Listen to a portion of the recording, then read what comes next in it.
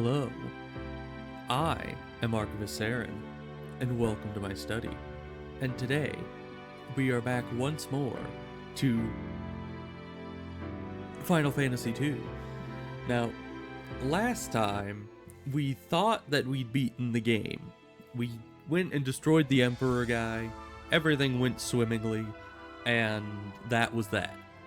And then, the guy that we ended up naming Void, because I thought that he was the fourth member of our party, so I named him after Void, who's, you know, a fellow streamer, and then he ended up turning evil, so apologies about that, Void, you are now the villain, and we must kill you, because apparently he took the throne after, the Emperor was disposed of, so we'll need to figure out where the heck he is, because in regular me fashion, I don't remember a word that they said to me last time. All I know is that we're going to fight him. I don't know where he is, or why he is, or when he is even, but all I know is that he's somewhere, and we are going to find him. I'm gonna go talk to the people again, because I really don't remember where they wanted me to go. Boy, the Dark Knight? I thought it was your friend, your brother. Yeah, we'll... Palamacia, right. Where is that exactly? Can it be... high in the mountains. Okay. High in the mountains. Got it. There's not that many mountains in the map, so that narrows it down sufficiently, I think. High in the mountains. Would that be the mountains in the north? Where this big snowfield is? Or is that a different mountains? We'll see. That's the wrong button. This one. Now, in terms of mountains, there's these mountains. That's the big snowfield area. I don't know if he's up there because I didn't see a big, like, city or castle or anything up in these mountains. It's the mountains, alright. But which mountain? Could be these mountains. So there's a lot of mountains here. There's a lot of mountains here. Is that do we have Palamacia on the map here? Nope. That's nowhere on here. Okay. High up in the mountains. There's limited. Those ones right there. They're all right there. There's limited mountains in the map. You know, if we just went from here and crossed, you know, down across here and through this, tracing all around these mountains, and then maybe across this way, and then down around here, and then this way, you know, we could eliminate all the mountains in the entire game pretty easily. It would take a while. It might take like an hour, but we could. But I'm gonna talk to a few more people in the castle and see if anyone has any idea. Getting into Castle Palame. Oh yeah, we were supposed to go talk to Paul. Thank you, random guard man. I appreciate it. Because Paul is the one that knows how to get in there, and he might know where it is. I would hope. Alright. Just when we get the Emperor out of our hair, the Dark Knight has to go and louse things up again. That's true. Paul, okay. How about you? Cyclone really did a number on me back in Paloom. Urgh, my body isn't taking too kindly to the idea of moving around. Then why are you moving around right now? Sid okay? I'm a mess is what I am, but my airship made it through without a scratch. I want to lend it to you. Ah, that's a lend, do you hear? I'll be wanting her back. You take good care of her. Alright, he did. Oh yeah, he totally did. Dang it. Well, now I'm gonna have to figure out how to return an airship to someone who's in the afterlife. Because he's only lending it to me, so I gotta figure out how to get it there. That's gonna be difficult. That was Sid's dying wish, you know. Well, he wished for it and then he died. I think that it being his dying wish is probably self-explanatory there, Paul. You knew he was dying, but he was ready. He'd planned on giving you the airship when his time came. He loved that ship with all his heart, and he entrusted it to you. Think about that. Oh, I'm thinking about it. What about Palmacia? That time I snuck into the castle, I used a kite to land on the roof. The only way in is from above, from the sky. If there was ever a time to use Sid's final gift to you, I'd say this was it, wouldn't you? Alright. Just blow it up when you're not. That's true. Yeah, send the airship to the afterlife by killing it. It's a fair point. Alright, so we have an airship. And that's good. It'll be a lot easier to check all the mountains when we have an airship. Ah, it's in the ruins of that place. Well, unfortunate for them. Fortunate for me, though. Well, even that house got destroyed. Why do I still...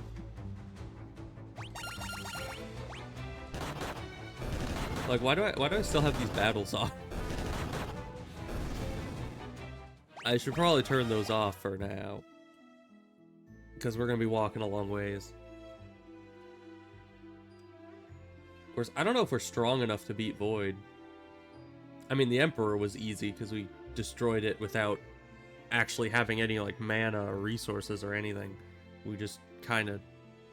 Do I have my boat? No, my boat's sitting over there.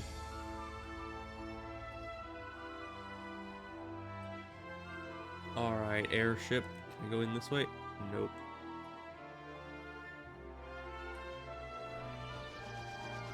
Alright, now we can check the mountains.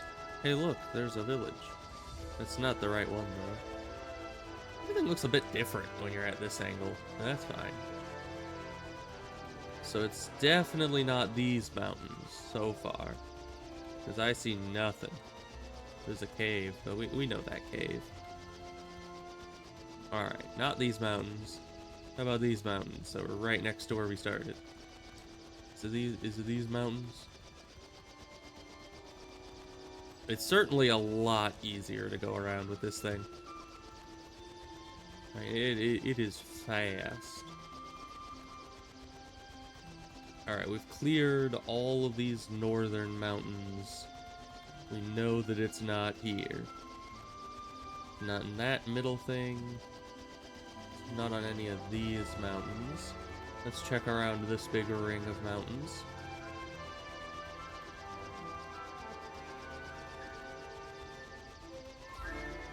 I don't see it. That's a different castle. Let's check these mountains down here.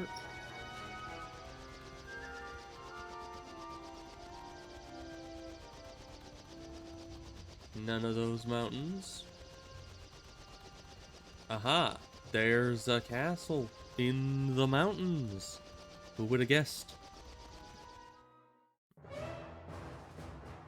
Alright. 7th floor. Oh, right, because we're coming in from the roof. That makes sense. Go through the door.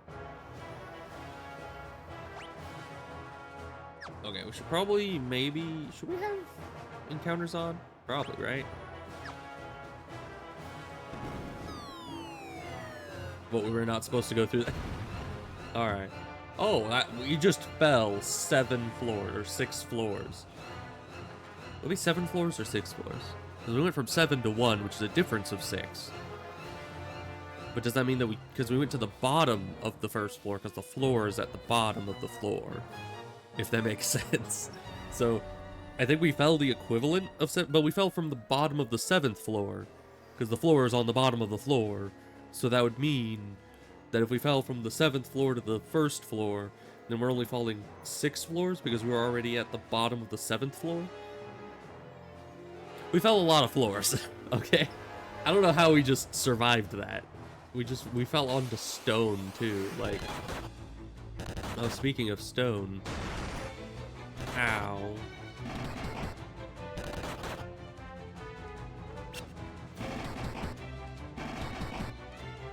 How much health does this stone golem have? Yeah, there goes Rykard. And there goes Snail again, being charmed. Snail, can you stop it? We literally can't even beat this stone golem. at this rate. There we go, finally. That thing had like 2,000 health and only took like 100 damage a hit on average. That was... Alright, I'll now kill these guys. You should have killed them first, but auto battle does not care. No, snail. Do not be tricked by the vampires. They do not care about you. So let's get... Hi, unknown man. How goes things? Did we buy our potions back? We did not. Why didn't we buy our potions back? That's a problem. I thought I already did everything. I stayed at the tavern. That was the issue. I thought staying at the tavern would be a good thing, so that I couldn't forget it. But the issue is that now I've forgotten to go to the vendor because I went to the, you know, I went to the inn and was like, oh, we already did everything we needed to do. Many things to be punched, it is true, but so far the punching is difficult. This thing looks pretty easy though, yeah. It's that dang stone golem. That was the only thing that was difficult so far.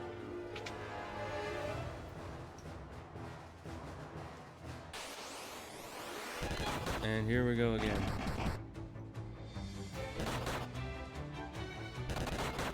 Can you guys calm down, please? Can you guys calm down, please? I turned off the autoplay. Thank you. I need to manually do this so we actually take out the weaker enemies first before attacking the frickin' giant thing.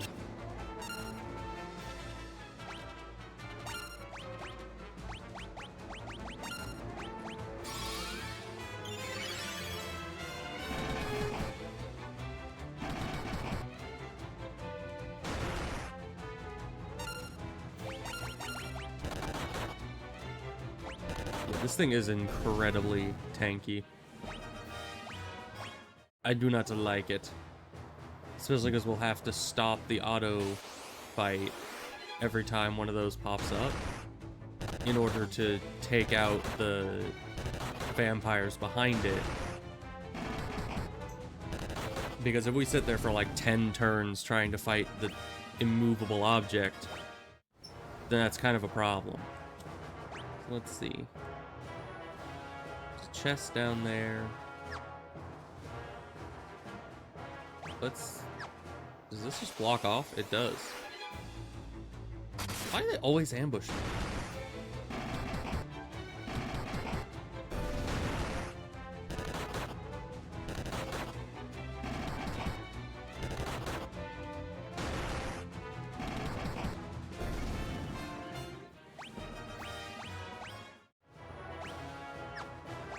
Okay, we don't have any items again. I don't know, is there any way out? I've noticed a lot of these dungeons love to just lock you in after you've gone inside. They're just like, ah, what a fool. You have entered the dungeon. Now you will never leave until you have beaten the final boss. Like, that's not great for me, since I didn't buy anything. And I'm almost out of mana already. I guess we still have a good supply of ether, but still, if we're gonna have to go through this entire dungeon relying only on like 20 ether that I have in my pocket, that's gonna be a big problem with how much damage these enemies do. Because we are gonna run out of mana and ether so very fast. Doesn't matter how much damage we do, if we just can't keep up with the damage that's coming in.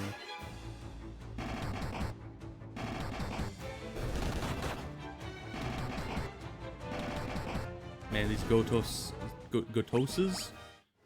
they didn't even see what was gonna hit them. They're just dead.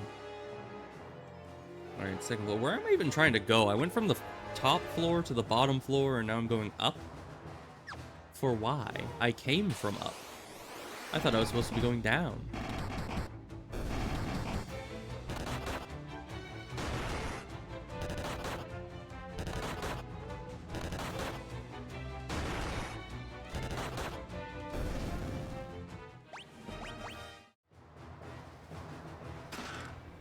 Oh boy, ether. I actually need that. Oh, the generals are actually kind of scary.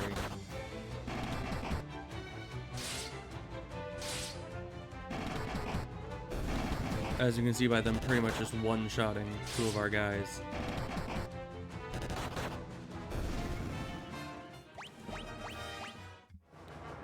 Yeah, as of now, I think we either need to turn off encounters, or we're just gonna run out of all of our resources way before the boss. Like, there's just no way, unless we brought like 200 potions with us, 100 regular and 100 high potions. I don't think we would have the materials to get through this, and we brought 0. So but then at the same time, if we don't fight anything, we're gonna end up in an even worse position, because then we won't have any actual like XP for when we do hit the final boss. And what if he's actually difficult as compared to the Emperor boss? We do still have a good amount of ether, and not every fight is actually tough. Like, these guys are easy. We get more health, money that we spend where? I don't know. Let's see. So go all the way down that way.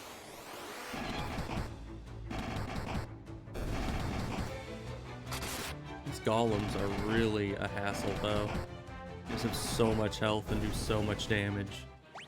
There's no way to, like, burst. Like, the Black Knights, they suck. They do a lot of damage, but at least you can burst them down. The generals also suck. You can't even burst these guys down. They're just... Ow. They're always gonna get at least one hit off. In this case, 2.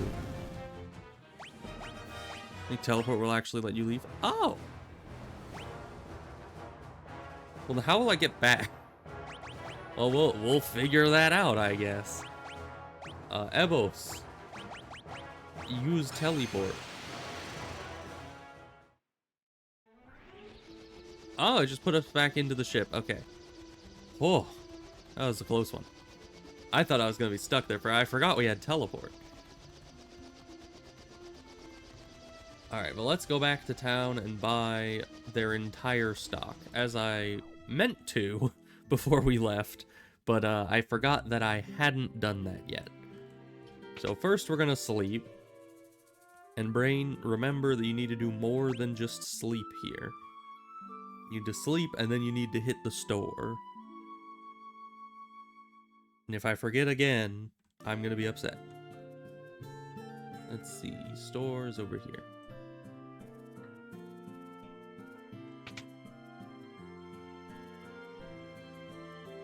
You should be the one we need to talk to.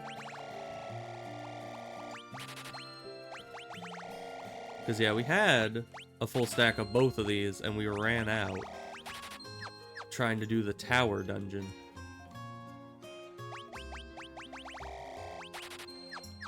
Make sure we have 99 of all that, and then definitely more Phoenix Downs.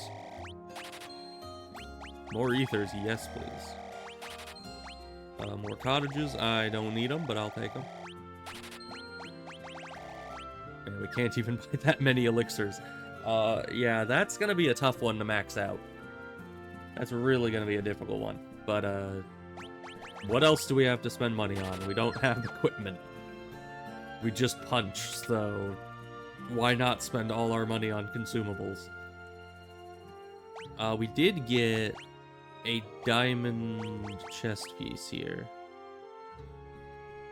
Okay. Lots more defense. Oh, we have 2 of those.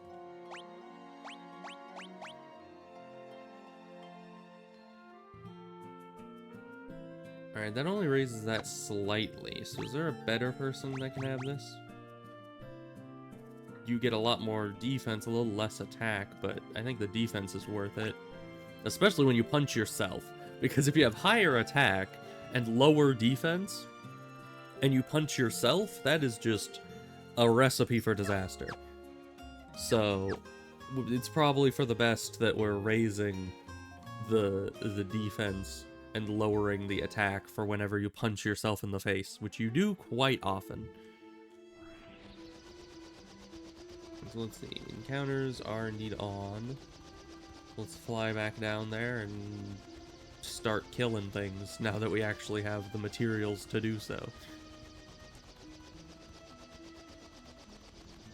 Are we gonna be back on the 7th floor again? Yes. That's fine though.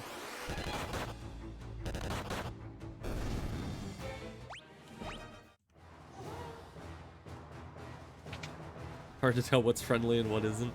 So you're saying it's hard to tell if yourself is friendly. You're the kind of person that like looks in the mirror and you start like trying to pick a fight with your reflection. It's a special skill.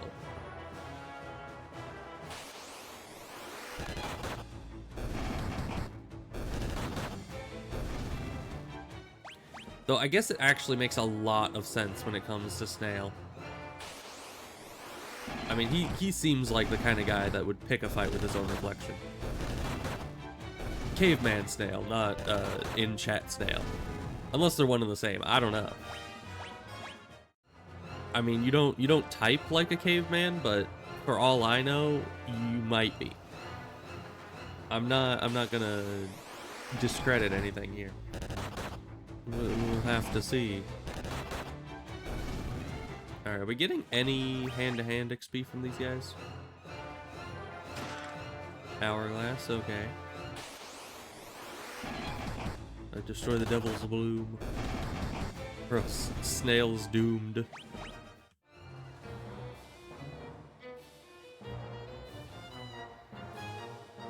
Okay. Wood Golem.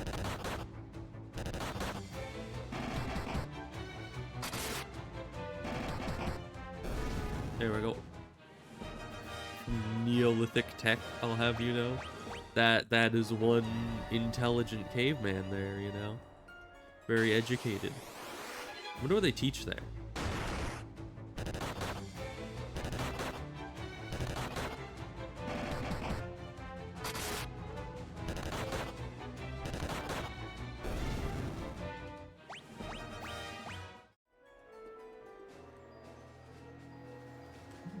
Alright.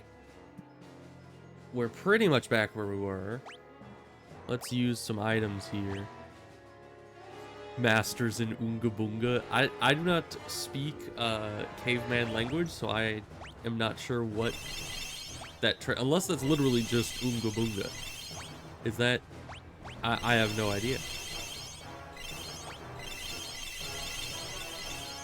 But you know what? As long as you have a master's, that's good enough for me. See, this is why Snail is such a good addition to the team, is because he's highly educated. Alright, let's see. We need to go up and around. That's what we were doing when we teleported out.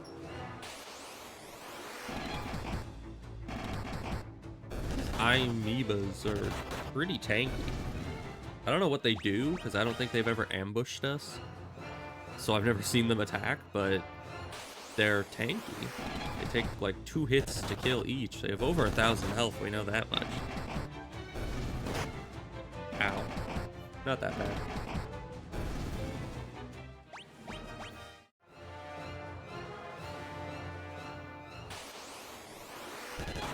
One of these again.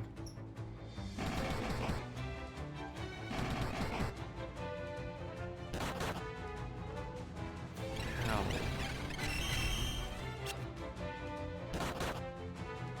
Why do they do that much damage?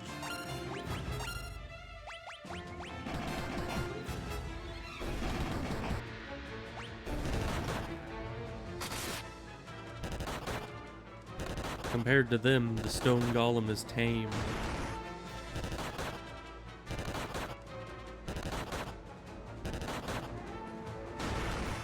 But having those two alive for this entire fight, trying to take him down, is just not realistic at all. Not high potions. We need to burn through all our regular potions first. That's exactly what we're gonna do.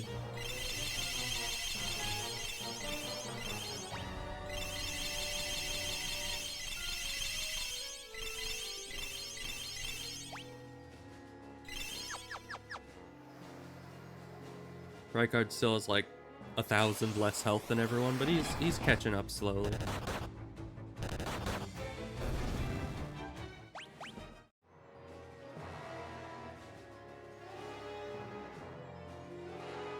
Alright, this looks fun.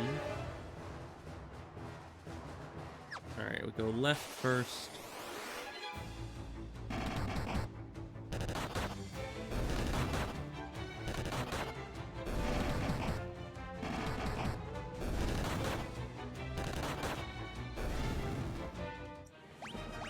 We're so close to another punching level on one of them. I think it might be Unknown Man.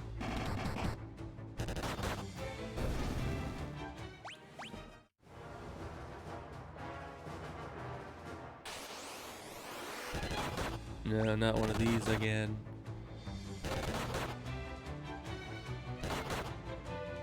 Because it always automates the first turn, it means that the enemies will always get some free hits in, which is a lot of wasted potions each time.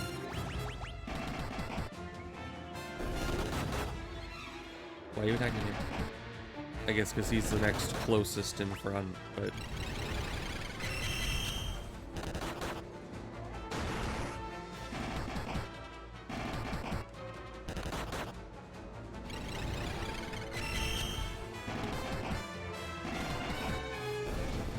There we go. Hey, and that's the level 10 punching. That's good stuff right there. Level 10 punching. I wonder how high the level goes. Is 10 the max?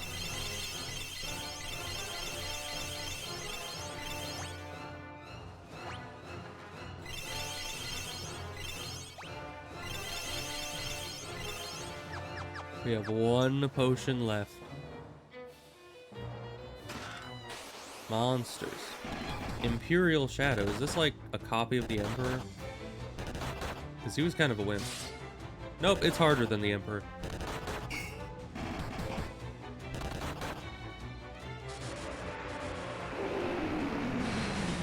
Just death. Okay. Way harder than the Emperor. Thunder Spirit. It's 16. Wow. I don't know. Like, is this not kind of the end of the game? I thought we were getting close to the end of the game here. But if 16 is the max, maybe that's like one of those things where it is the max, but they don't really expect you to hit the max before the end.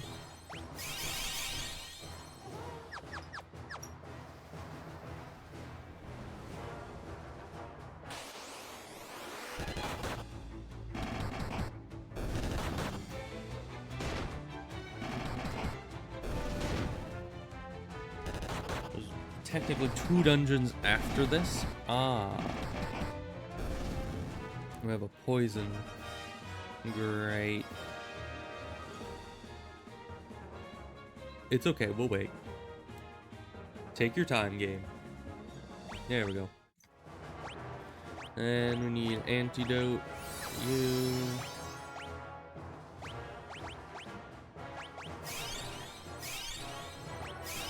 Some potions for you guys, and then we'll continue on. Hey, it's just the stone golem this time. That's good. Ow. Rykard's still getting like almost 2-shot by these things.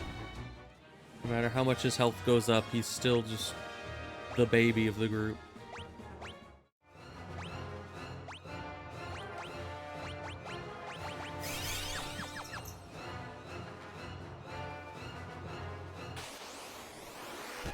The generals.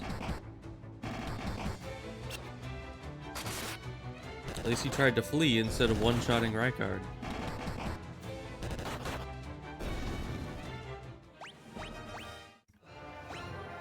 Now I got our heal Rykard again.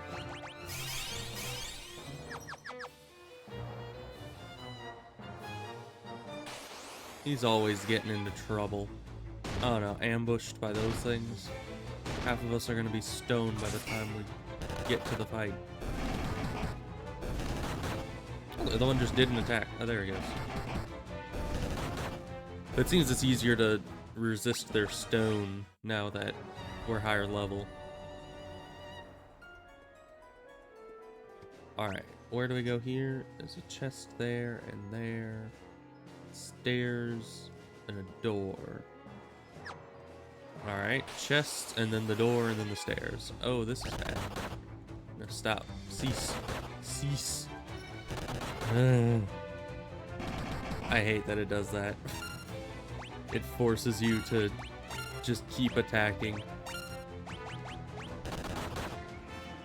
Even if you stopped the autoplay, it's just like, nah, you've started for your turn, so you need to finish your turn. I'm just glad that I got a preemptive strike, or else we would have taken like thousands of damage for that.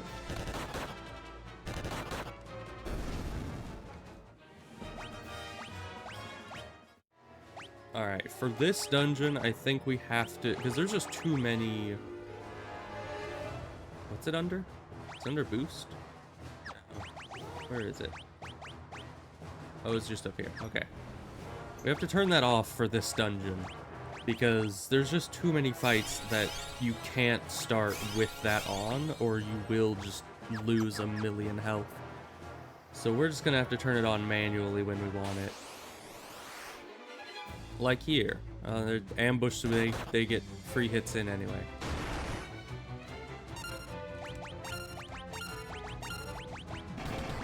Then we can go to that.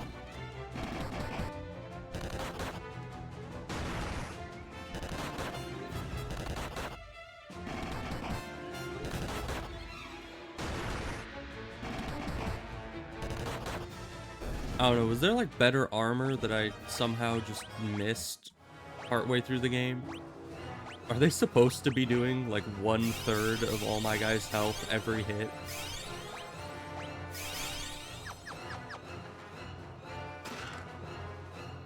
Well, let's see. Now we need the chest that's up there, and then the door. And of course I say 1/3 of my health. I mean 1/2 of Rykard's health.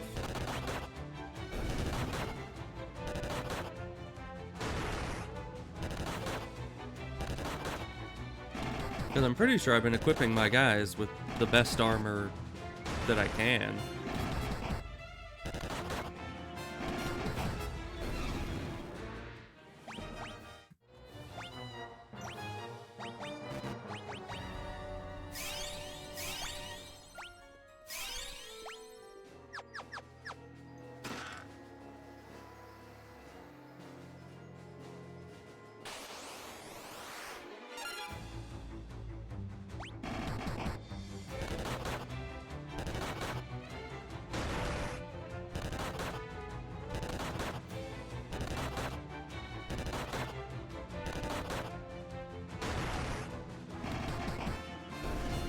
These things so tanky. Oh, level 10 for Rykard. That's unexpected, actually. I didn't think that he'd be the second one to level up to the next level of, you know, physical combat prowess. Because he's always been so wimpy.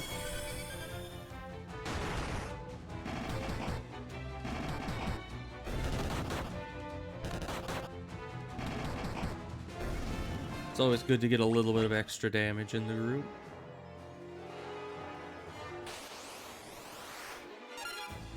And his health bar is becoming more and more comparable each fight, so it is definitely a plus.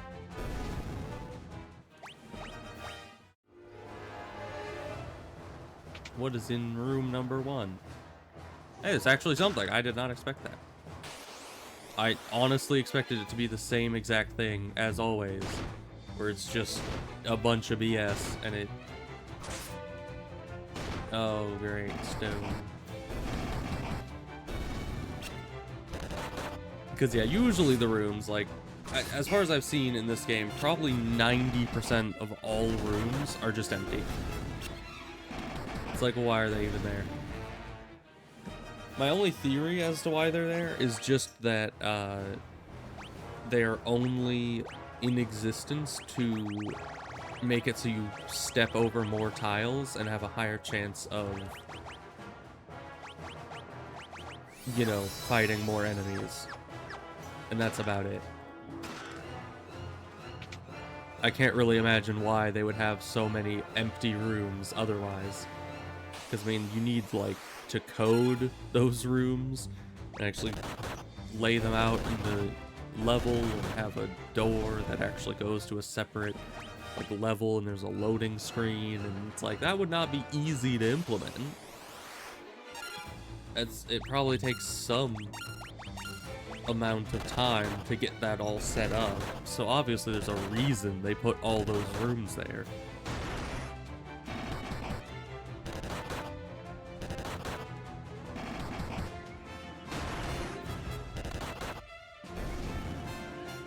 Alright. Well, Snail needs a lot of healing, but aside from that, we're good. You could use healing too.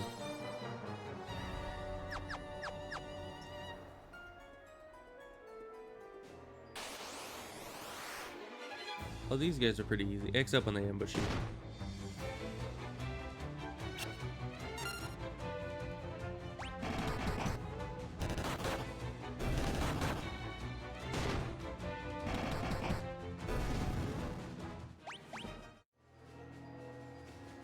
Alright, stairs. Where do these go? 5th floor. And there's just 2 stair things. No chests. Death flowers, you say. More like dead flowers.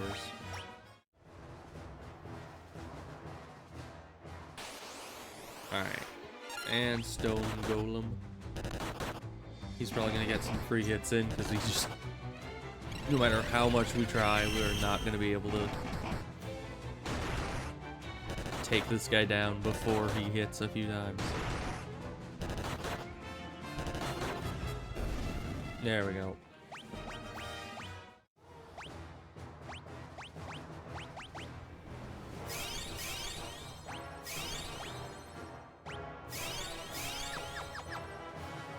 Rykard is almost up to 2,500 health, which is pretty impressive all in all.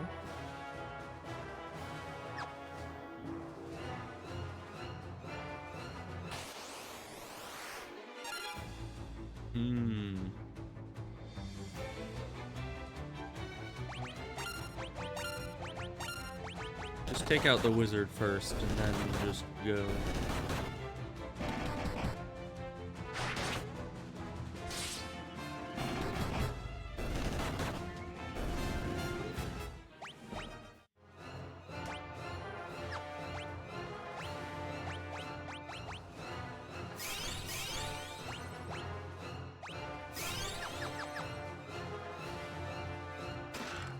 Monsters, of course. What are those? The intern's finally caught up, you say? You know what that means? What does that mean? I'm kind of scared as to what that means. Also, which one of these are tougher? Probably the queen, right? Let's just focus all of... I accidentally didn't press twice on that one to attack that. Okay, yeah, no, those are easy.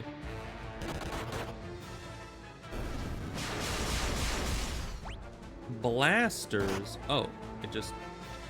Huh? They just have What?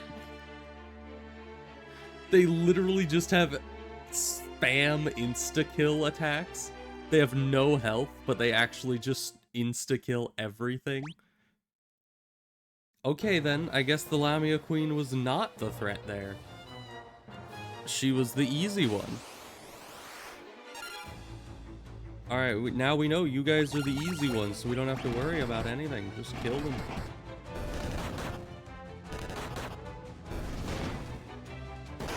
Man, I thought that they were over their insta-killing ways after the first game, but no, they were just waiting until later in the game to introduce that.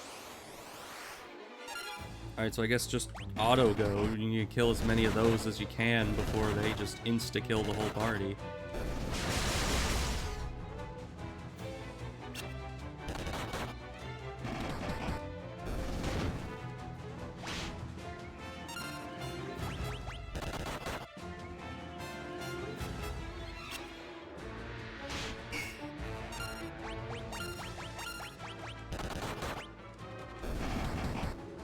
Now for the easy one. I thought because she was the biggest one that she would be the actual threat here, but she was not. She was just the distraction, really. Why was it that every attack they had was an insta-kill unless you like blocked or dodged it?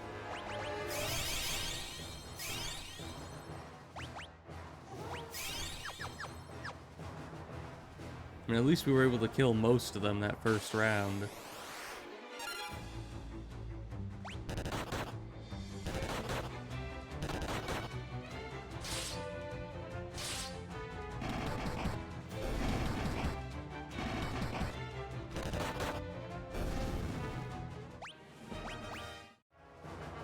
Now we need more potions. It's just drink potions simulator.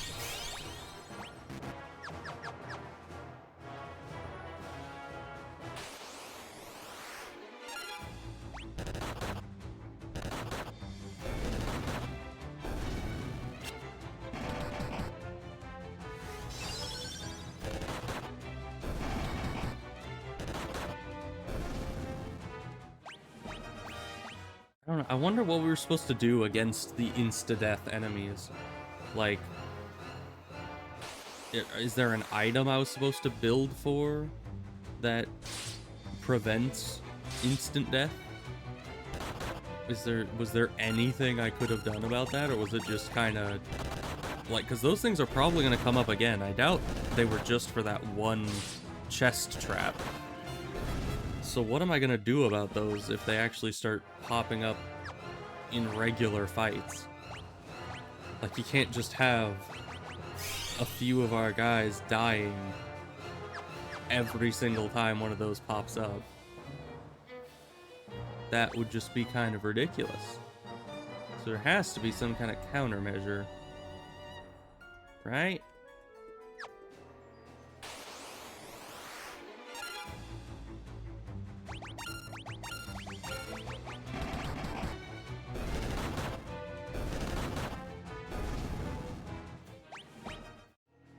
I know in the first game there was a spell that raised death resistance, but actually, 3 elixirs is actually really good. But actually getting the spell off was about as difficult as casting instant death itself.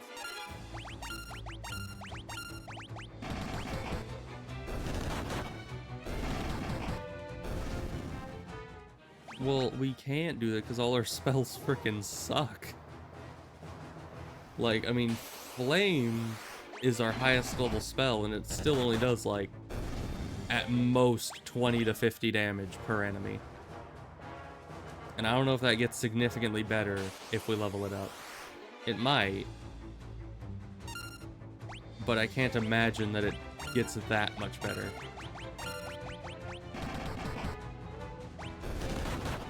Unless they have like a certain elemental weakness, which I guess I could check in the catalog. So much health. Okay, it's just doing that.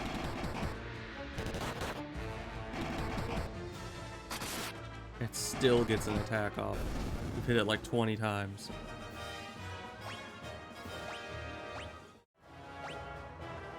But why would I use the inferior things throughout everything to level them up to be higher level inferior things? That doesn't make much sense. So this thing, does it have an elemental weakness? Weakness is none. Alright. So that, yeah, we would need some spell that when spread out could do 1,000 damage each. I don't think that exists. I don't think I mean, maybe the Ultima spell might, if you actually leveled it up to max, it might be able to do that, but without any kind of elemental weakness, those things are not going down easily. So I don't think an AoE spell would even have any effect on them.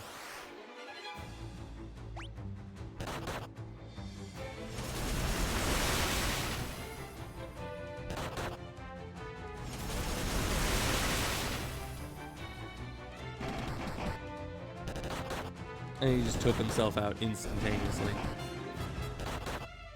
And yet Rykard being all damage and no health.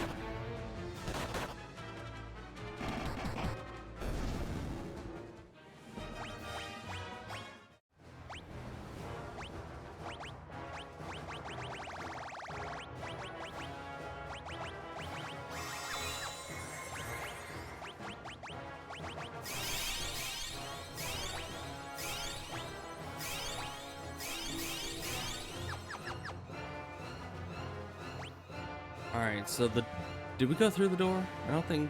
Yeah, that was where the elixirs were, so there's nothing in there. So I guess we go back the way we came and go down the other path.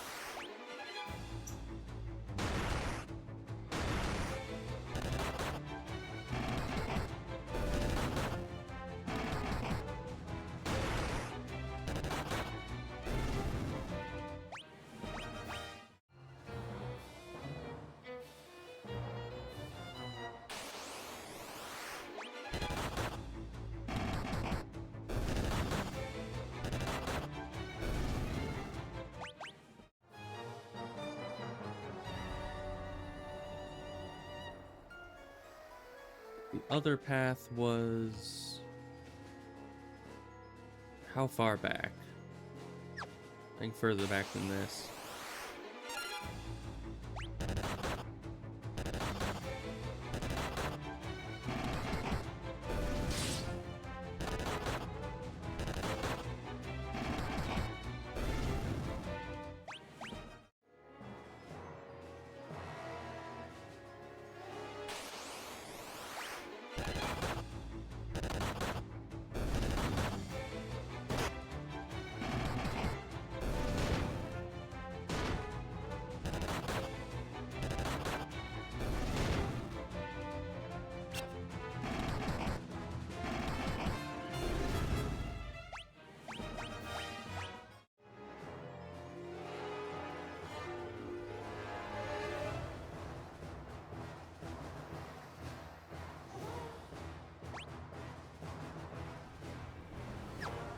But I don't know, maybe we should teleport out of here and go have a, like, 2-hour training arc to farm up our magic skills, because, you know, apparently that's important to Snail.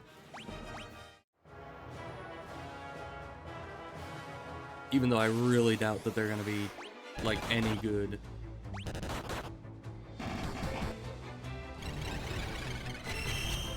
Because I could see it being decently good if we actually were to be able to exploit an elemental weakness, but as it is, not really.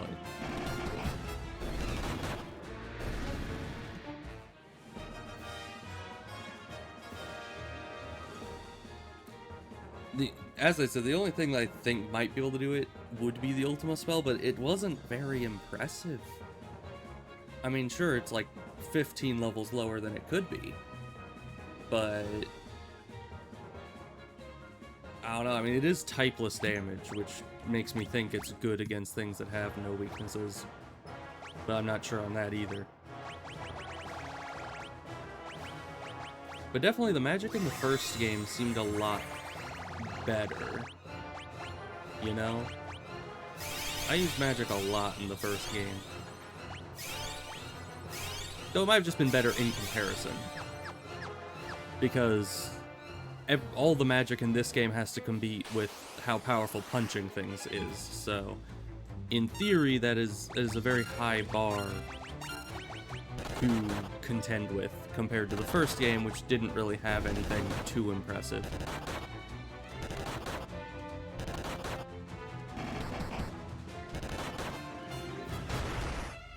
I really don't like these stone golems. They're like if the Flan didn't have defense, but just had sheer max HP instead. And also if the Flan did 1,000 damage a hit, of course.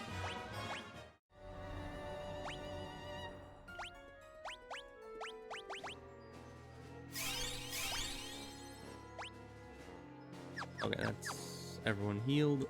We are almost out of potions, though. That's not a good sign, but at least we still have 99 ethers and, you know, a bunch of healing spells.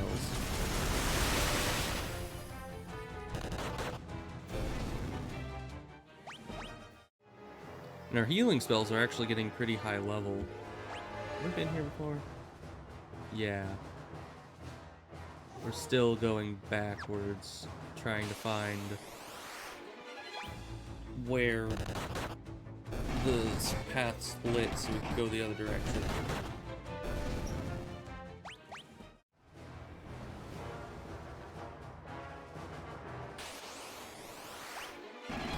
At least down here they're not giving us anything difficult to contend with.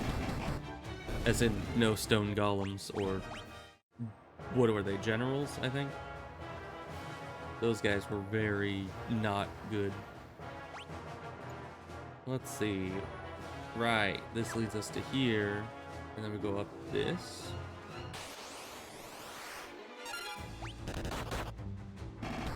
But if this is still backwards... is this still backwards? Did I go a different way than I thought that I did? Or does this just lead back to somewhere? No, where we're supposed to be. Okay, I didn't even notice that I was going the right way.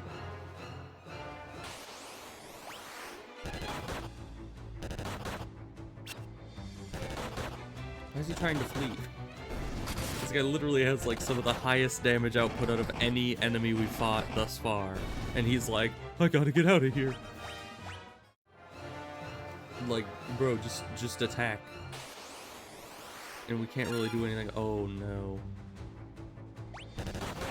Snail, you better not. Okay, miss. Oh. I'm pretty sure those flowers can, you know, turn Snail against himself. So I was very concerned that he was going to be doing that.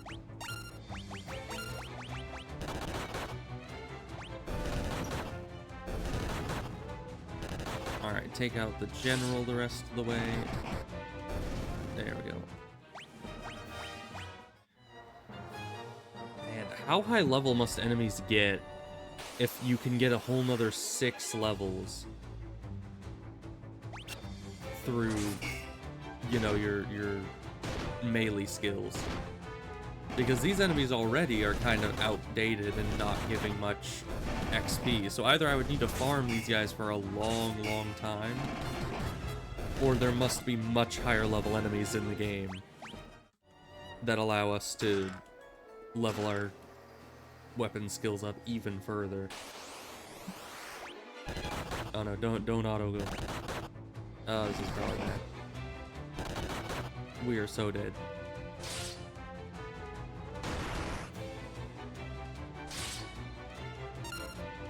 I was supposed to hit attack and these guys.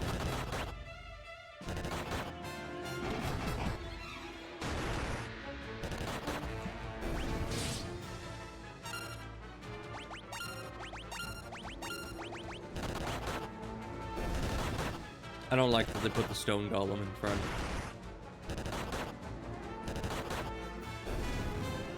You're not really intending to get there without seriously grinding?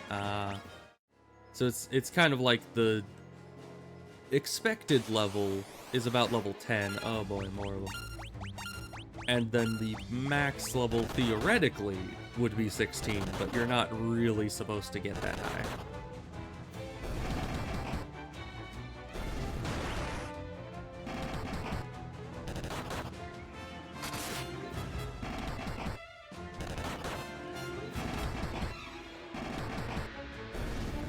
Alright. More weaponry that we will never be able to use. Okay, this might be the last fight before the boss. Maybe. And you get turned to stone. Okay. Sure. That's good. Let's see. Gold needle is here. And then high potions. It's a good thing we're getting to the boss right now, because we are going to run out of these pretty much right now.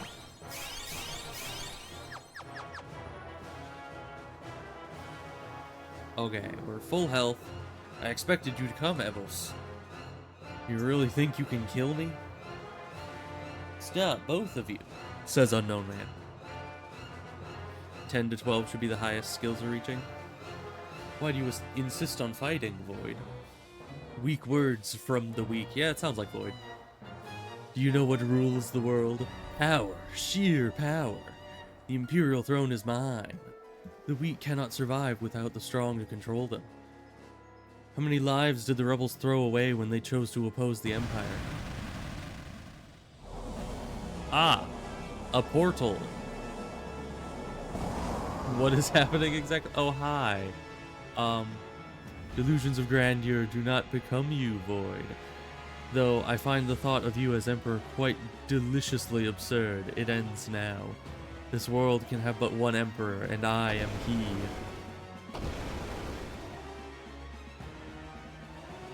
You're alive? What are you? Not that it matters. The Empire is mine now, and I have no intention of handing it over. The Empire? Ha! I've no need for such trifles now. All the world shall fall by my hand, and the powers I gained in hell. And your blood will be the first to spill.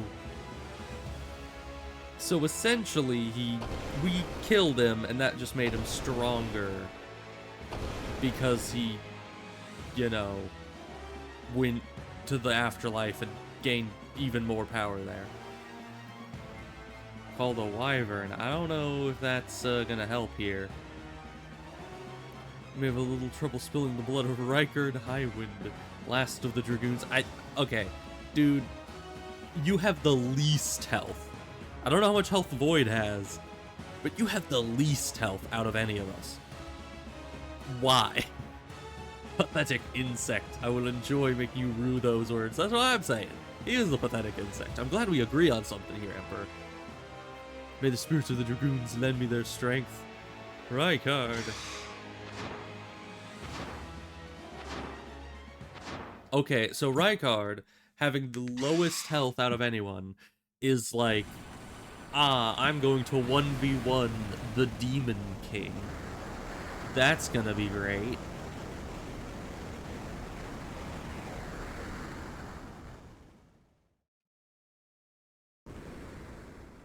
Alright, well, I guess we got a new, place. That's fun. And I guess Void is back with us. Ebos, what happened? You're the Dark Knight. You best start explaining. I bet we should. The Emperor has risen from hell. Rykard died so we could... Well, we don't know he's dead. He's probably dead, but we don't know that. Yosef, Minwu, Sid, Rykard, all dead. I don't know how much more I can take. At least 3 or 4 more. As long as the Emperor lives, more will die. Let Void join us. He lost all the power that he just had, so I think he kind of just wants it back, so he has a reason to join us. I leave the decision to you. Okay. Void, let's fight the Emperor together. Alright, okay. That was easy. Void joined the party, and we're back together again. The 4 actual people that are supposed to be in the party are now here. Now, how wimpy is he? Oh my gosh, he puts Rykard to shame when it comes to wimpiness. What are you even good at? Nothing. But he's halfway decent with swords, but that's about it. Oh has a good amount of strength, too. I guess his base stats aren't bad. But what is with 1,000 health? Like, seriously, Rykard had double that. He still had, like, half of what everyone else had, but he had double that. What? Look at this. He has almost 1/4 the health of everyone else. We are going to need to do some serious farming to get this guy to be at all good.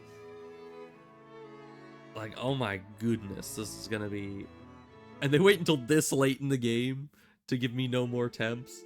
Like, I just want Rykard back at this point. Alright, what is it going to show me? Oh, there is water. Good. I don't know what that is, but good. Alright, so now the question is, should we actually try to upgrade our spells? Because, like, everyone just defend. Let's see what this does at level 1 to a single target. As compared to his punch? To be fair, the punch is like level 9. He's level, you know, his spell's level 1. So I could see that having some amount of usefulness. Also, you don't need these. Get those out of there. He has decent armor. And he doesn't have any magic, so he can keep the, you know, the big impressive armor.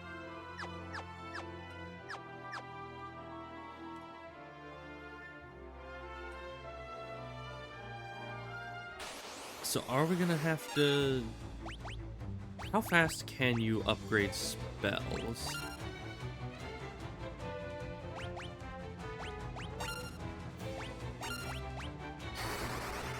It's like, if we just do this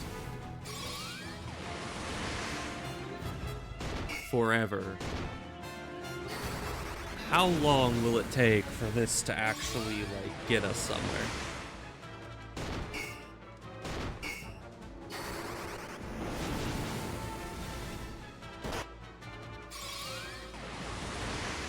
And this will actually also level up Void's health, because he'll be getting hit every so often.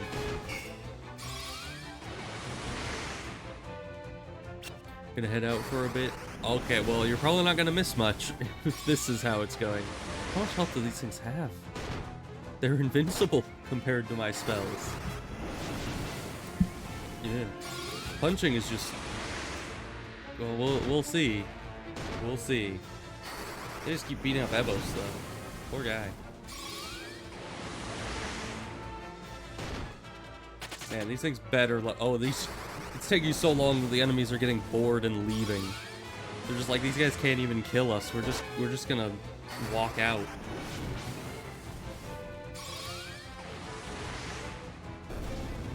Alright, there we go. An ultimate... Flame didn't even level up. Okay. But let's train our magic. Oh, great. There's more of them this time. Oh, but let's see what Ultimate Who does. Was that any better? I don't think that was any better. It's fine. Let's just leave it on fast speed, and it'll get there eventually. So, how's your day going, chat? We got Void in the party, so that's good, I guess. I didn't actually look. I was too busy seeing how the spells leveled up. Did Void actually get any health from that last fight? I don't know if he did. But these guys do so little damage now that it's like, we don't even really need to worry about it. We're gonna run out of mana long before we run out of health from these things. Of course, we're gonna run out of mana long before these things run out of health from our things. So, there's that too.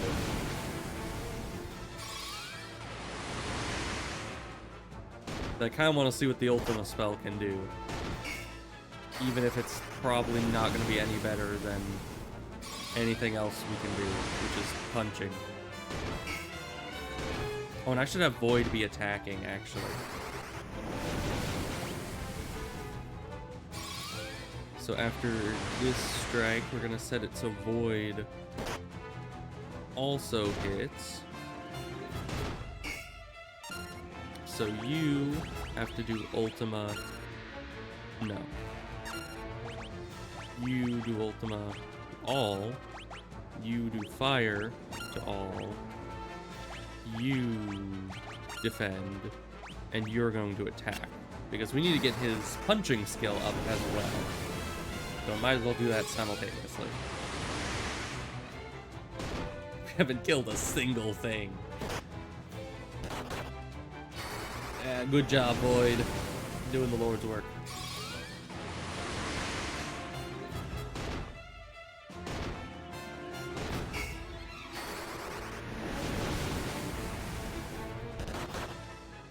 Are these things like fire resistant, maybe?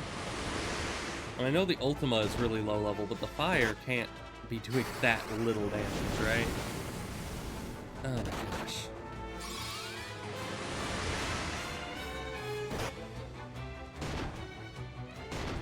Well, at least it gives Void plenty of time to practice his punching.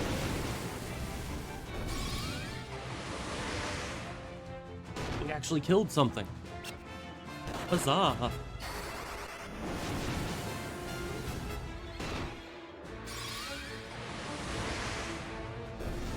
There we go. Our spells didn't even level up. We used them like 50 times. How many times do you have to use that? Alright then.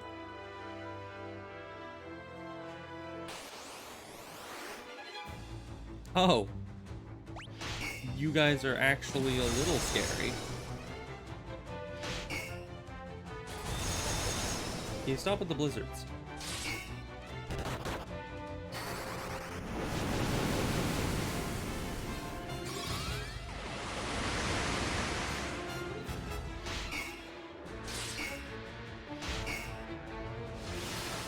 Curse? Don't curse him.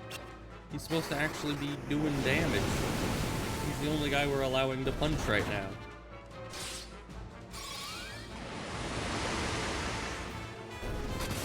Okay, but those guys have wimpier health than the bighorn guys do. That's good. 1 damage. Good job there, Void. Just keep casting those spells and we'll eventually get something done here.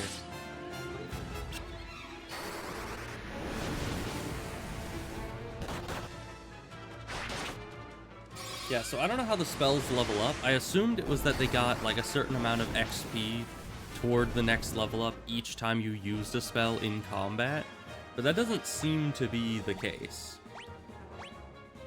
Void got strength but no HP. Yeah, he has been getting beaten up a lot. So I don't know. There are many high potions left. Not that we need a lot of them. But we should probably go back to town and rest to get our mana back and buy infinite more of our potions, because we used a lot of those in the dungeon. Ultima 3 now. It's starting to do less horrible damage. Oh, you confused the one guy that's on defend the whole time. Good job. That's gonna do a lot of help for you. What? He's so confused that he has stopped defending? What do you mean? Once again, I don't think he's confused. I think he literally just wants to fight us. And so he takes any opportunity to do that. And set him off defend now. I gotta reset this whole thing manually. You know how long that takes? Like, at least 5 seconds. That is a hassle and a half. And you attack. Okay. I should have gotten rid of the guy's curse. Did I get rid of the guy's curse? I don't think I did. I like how the graphic for Ultima has changed, and yet the damage just has not. The damage is still just as crappy. Alright, but now it's single target. Okay, that is better than it once was, and Fire's leveled up. Good. Void got a little bit of health. Also good.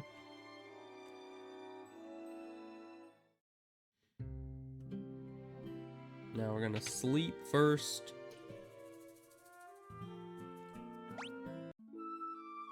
Because, yeah, what was the point of going to get the Ultima Tome if we never use it? It might be useful, but probably not. Because, I mean, if it's... Usually the lower level stuff is easier to level than the higher level stuff, right? So if that is what Ultima is doing at this level, then I'm kind of scared, because... Like, it is taking so long to get the early levels. Oh yeah, we need to uncurse. I keep forgetting. He was just cursed the whole night. We need the cross, I think.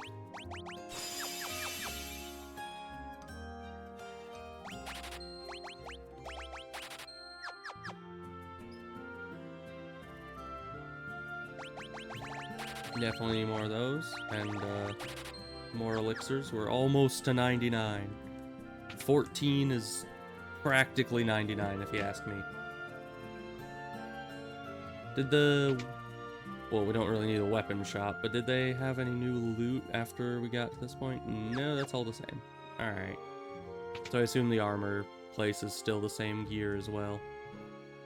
So we've pretty much maxed out our gear, as far as I can tell. We're not getting anything much better, so...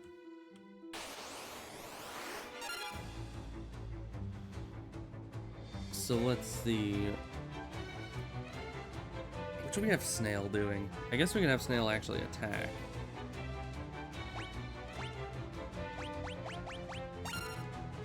I always do that. I think if I press left once, then it's gonna target the whole group, but I need to press left twice when there's 2 stacks of enemies. Alright, we're gonna have you both attack, I guess. Oh, Fire looks different now because it leveled up. Fancy.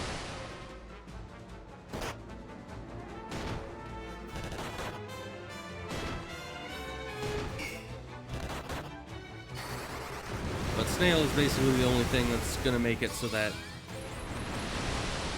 the fights don't take like 10 years, because he's the only one doing actual damage.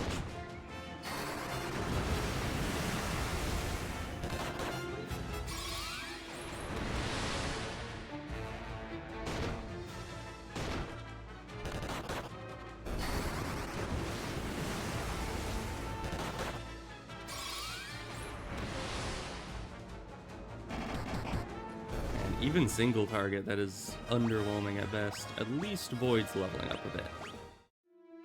Without being in a situation where he will, like, imminently die.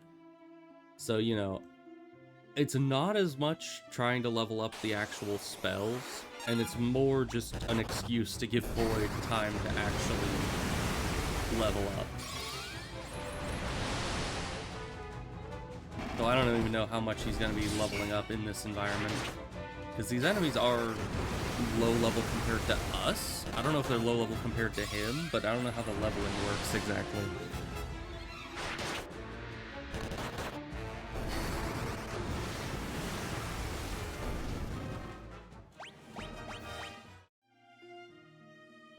But Void definitely needs a lot of levels if he's gonna... Oh, hi. That's a lot of enemies.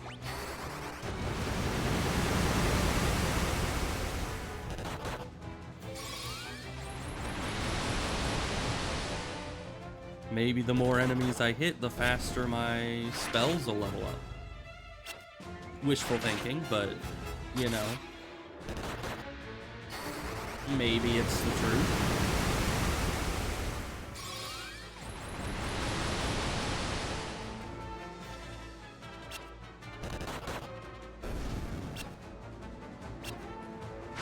And once again, pretty much the only person killing anyone is Snail here.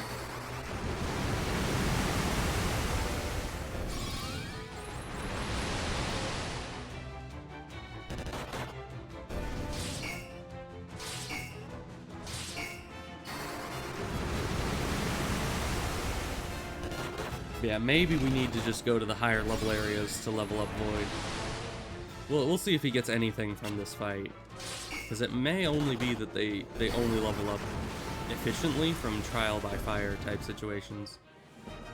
Yeah, he got a little bit of hand-to-hand and no health, so that's just not going very quickly.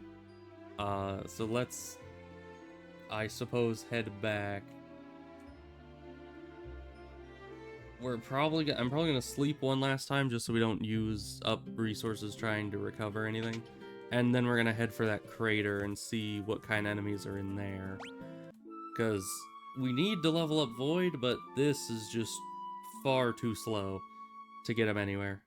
At least while we were in places that were way too high level for Rykard, he was at least leveling up real fast from it. So hopefully, we'll just hope that the same premise works for Void here as well. I'm not sure if it does, but we'll see.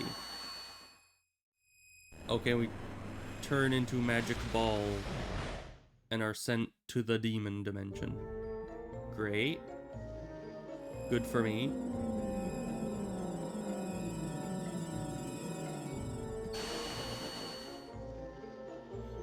Alright. This seems fun. There's a chest. There's 2 chests, so let's go grab those. Encounters on, I guess. Trial by fire for Void. A salamander. Goodness gracious. We must take it out. Oh, max level blaze right off the bat. Okay. That is a great sign for what is to come. Of course, the enemies make it look so easy to have max level spells.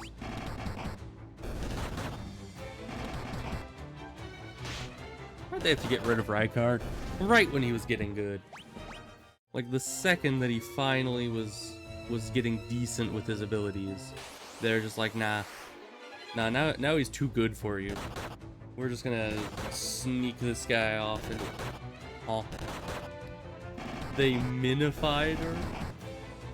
Oh, that's no good. That is not good at all. We can get turned into chibi versions of ourselves.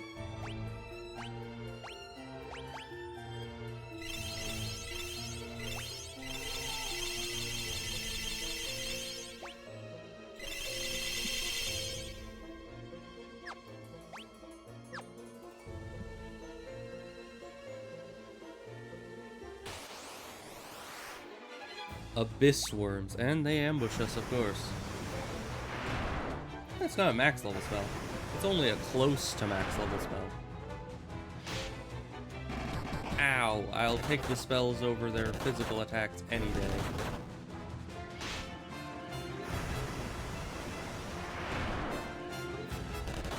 Because yeah, the spell does like 400 damage, their regular attack does 1,000.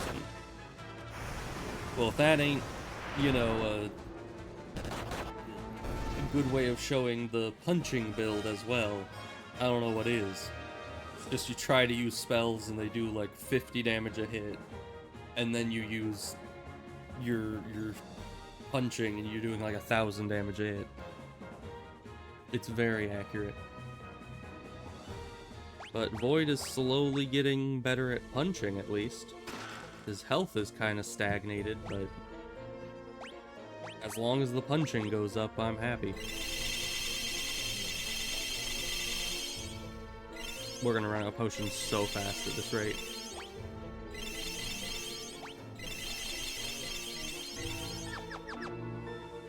But that's probably fine. What's this doing?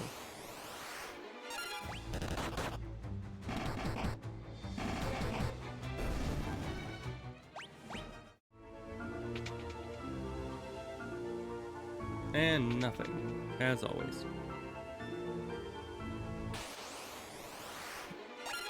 Of course, once we get a good amount of XP in here and have explored a good amount of stuff, we can just teleport out. Because mainly, I decided to come here instead of, you know, staying out there just because it'd be better farming for Void. So hopefully, we'll, you know, be able to level him up a bit and then get out and recover and come back to level him up some more. Because he requires some very, very in-depth workouts here. Oh boy, Drain.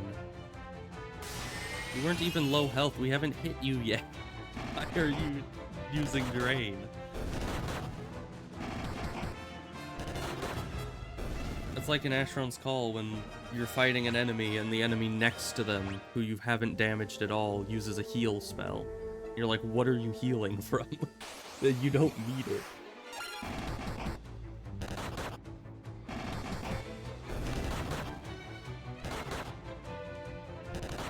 Void's been minified.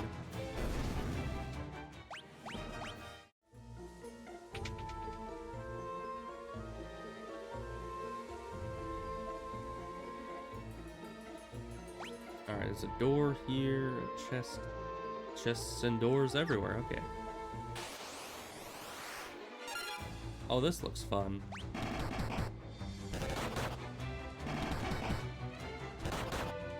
Ow. He'll be fine. Just walk it off. Survived with 3 health. That's fine. I've seen worse.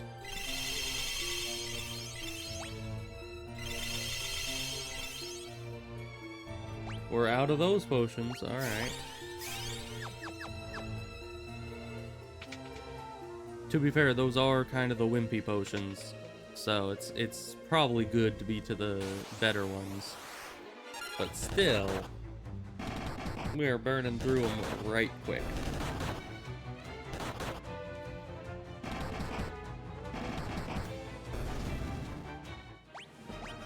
That we get so much gold now that it doesn't even matter. No matter how many potions we use, we're always going to be making profit from each fight.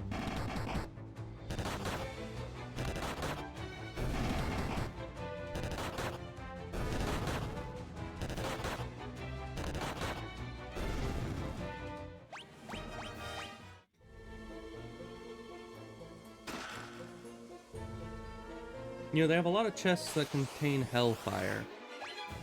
I don't even know what Hellfire is. I think it was like one of those things that casts a spell when used or something. I don't really use those that often. But, yeah, they drop that a lot. I don't know why. What's in this door? Still nothing.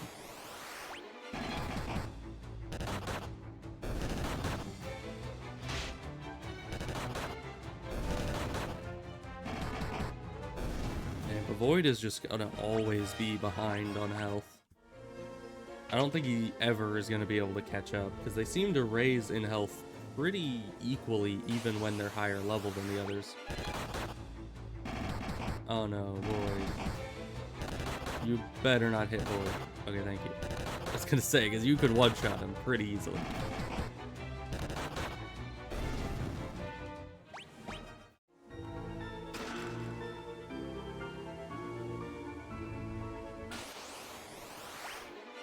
You know, at least with Void, I want him to succeed. With Rykard, I was just bullying him the whole time. Like,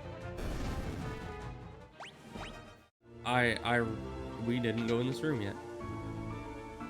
Nothing, as always. Let's see, where's the next stuff? Treasure directly south, and 2 more doors on the right.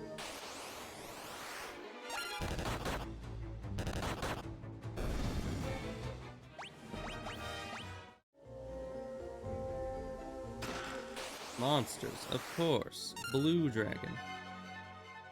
That's probably no good. Punch him real good, that's our solution. Even has like a different soundtrack. Oh, you do a lot of damage. Don't hit Void, please. He is just a little guy. No! He's just a little guy. You didn't have to kill him.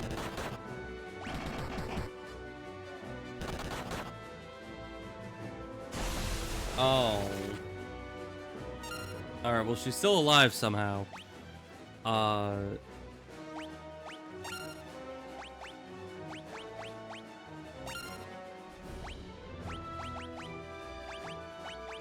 We're going to actually try against this thing. Even though it's a little bit late for that. Where is the Phoenix tab? You have so many 99s of items. It kind of gets difficult to keep track of where the items actually are. So, well, thank you for doing that before we used the Phoenix down, because you would have one-shot him so hard.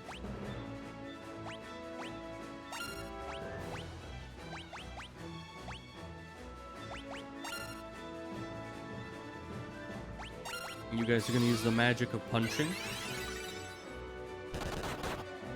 The only true magic there is in life.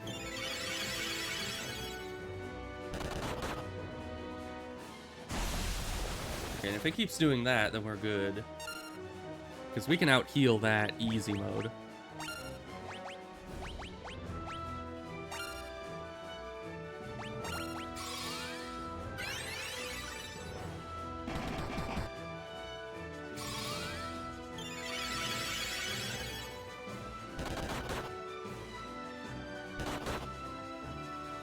Ow.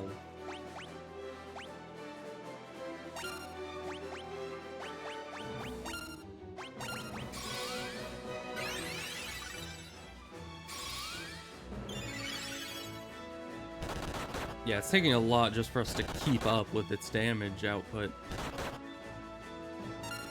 Oof. Alright, you're gonna attack, you are going to do AoE heal, and you two are gonna attack. And hopefully that just keeps up with whatever he's outputting, even though I know it won't. We just need to hope we kill him before we run out. There we go. Huh. Yeah, I wasn't sure how long that fight was gonna be, because once again, no health bars. So, alright, everyone got a good amount of health, except Void, who only got a little bit. That's great. The one guy that needed health. Cat claws. What is that? Is that... Three-bladed weapon flashes a glove that's effective against spellcasters. Wait a minute. It shows as a dagger.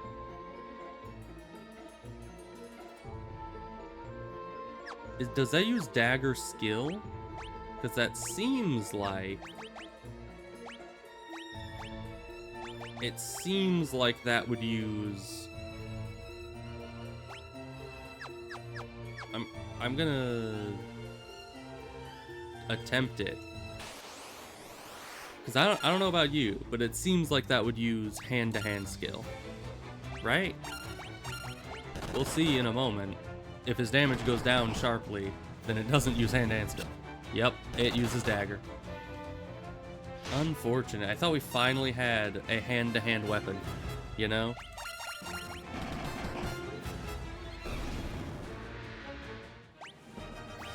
But yeah, no, it's definitely dagger skill. Okay, back to nothing.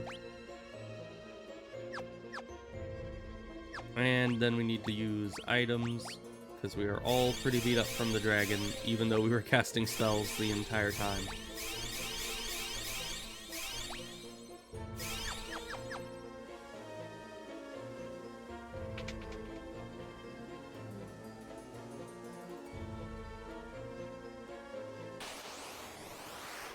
Oh, green dragon. Well, you can't be any harder than the blue dragon, so we shall punch you to death. 0 damage, okay. That's a lot of damage he does, and not a lot of damage Void does. Oof. You'll be fine, Void. He couldn't possibly hit you again. Lightning doesn't strike. Never mind. Huh. Poor Void. He's just too wimpy to live. There we go.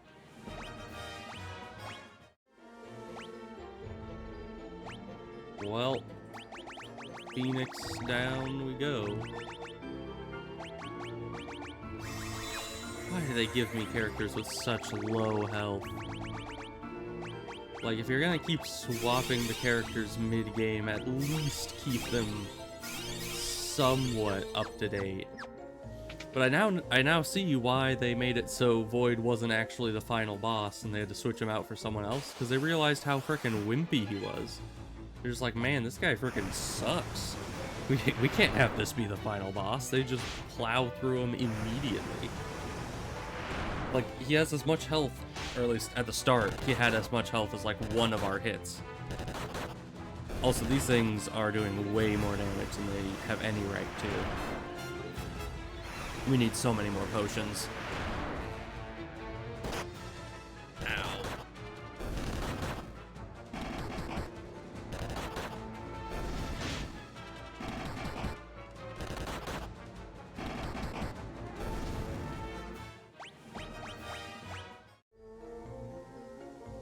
Let's use some of the aforementioned potions, because we took a lot of damage there.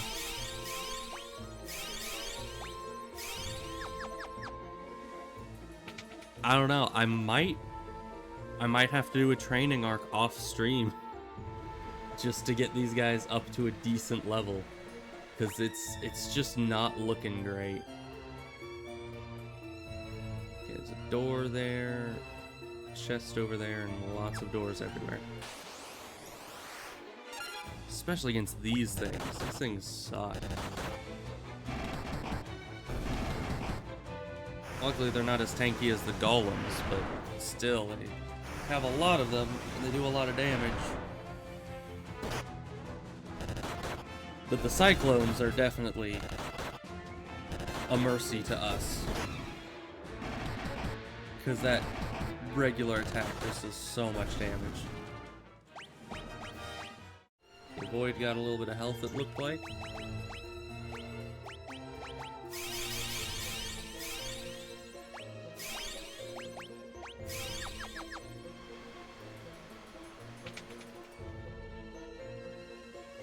That goes nowhere. Okay.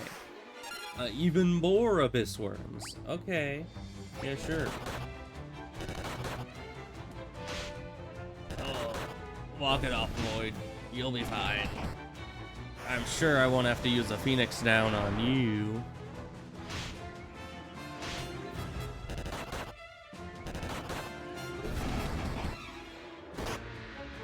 Ow. Well, there goes Void again. Lose more Phoenix downs that way.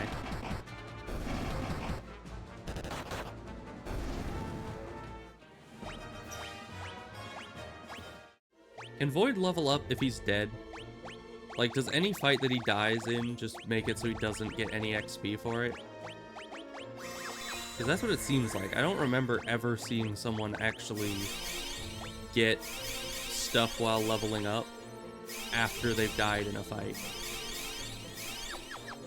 Which is very unfortunate, because that would just mean that he is so wimpy. Why does that do damage to us? He's so wimpy that he can't survive fights, which means that he can't level up, which means that he stays wimpy, thus not being able to survive any fights. Which means I would have to fight really wimpy enemies in order to level him up, just to make sure he survives the fight. And then he's gonna level up so slowly. Not cute. Tab.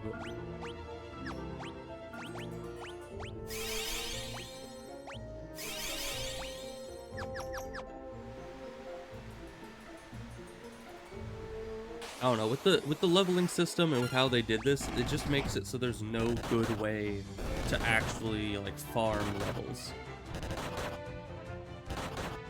Like, you can do it, there's just no good way to do it. Because either you farm low-level stuff, and nobody gets XP except for your lowest level guy, or you know, farm high-level stuff, and you have a good chance that your guys are just going to die, and then get nothing from it.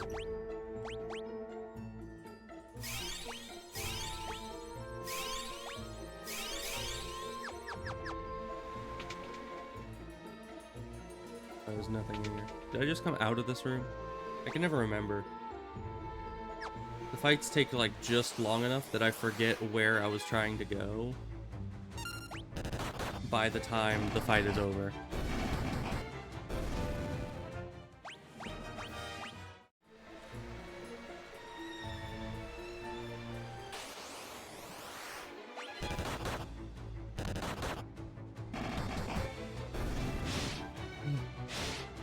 I'm very tired. I have been stuck in the, you know, extremely addicted to RimWorld situation again, which is actually a good thing in some ways, because it has been a solid, like, multiple years since I was actually in a situation where I was addicted to RimWorld. And it's good that, you know, it was able to actually catch my full attention again. Oh boy, monsters. Oh, it's a boss monster. Oh, King Behemoth. We should have used some potions before this. But okay. Attack. You are going to berserk everyone. And then everyone just attack. I don't even know how effective berserk is.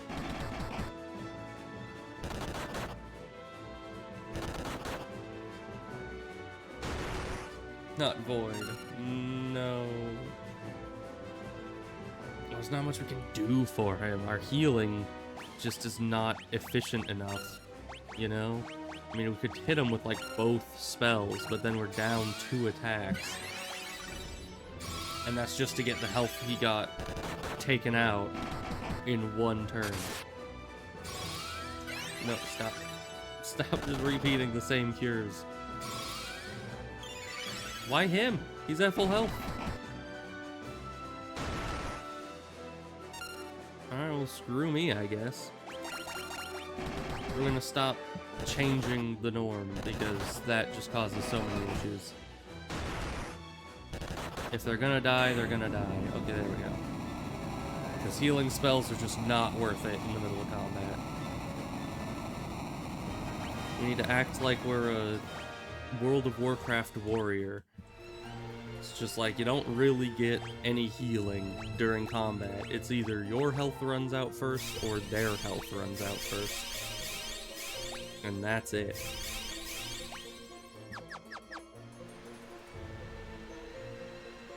Let's see. There's another door over there. Gotten everything above us, so that's good. For some reason, Unknown Man is just standing under the waterfall over there. At least the old Unknown Man is.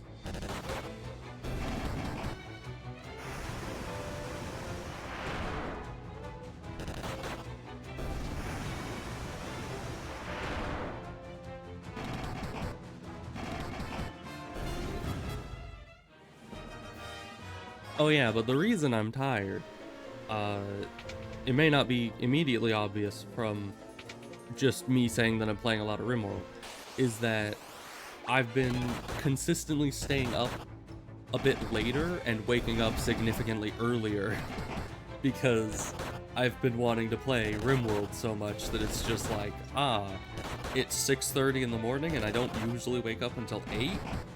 Time to get up and play RimWorld. There's just more time in the day to do it. So that it ends up meaning I get consistently less sleep. And it causes some issues. Of course, it's not yet to a point where, you know, I'm too tired to stream, obviously. But I do feel like I'm a little bit out of it still. But it is a good thing, because I was honestly getting to the point that I thought RimWorld was going to be in the same category as Skyrim, where it's just like, I can't really play that anymore. Why can I not go up?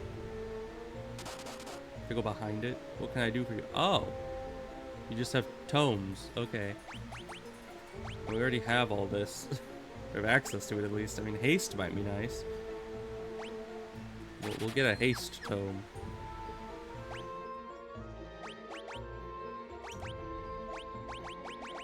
Did we already have one of those? We already had 3 of them. Did it show that I had one of those already? Maybe. Either way, we'll have haste, I guess. We don't buff ourselves except against like big bosses, but I guess it might be useful eventually. Maybe.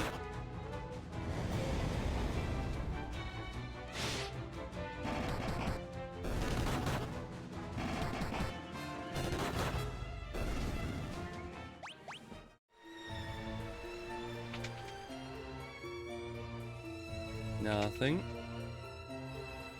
Second door. Nothing. If the third door is nothing, then I'm gonna be upset.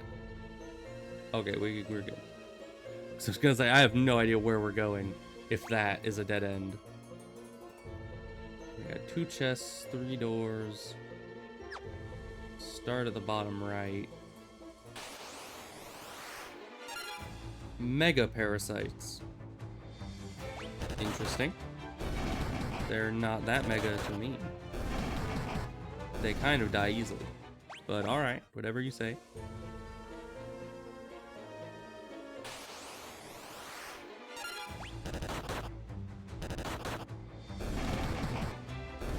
The imps are still not really a problem.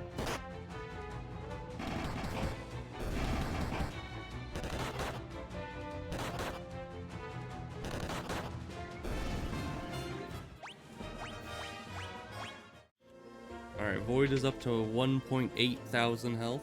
That's... oh, is this the way I'm supposed to go? So we're not gonna go that way. I thought the way I was supposed to go would have been the top door. That's why I went for that door first.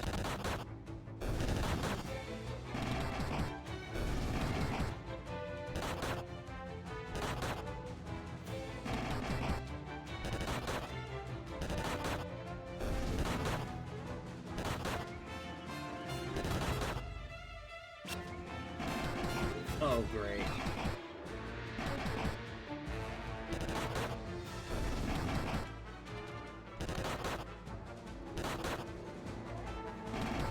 How long do they stay like that?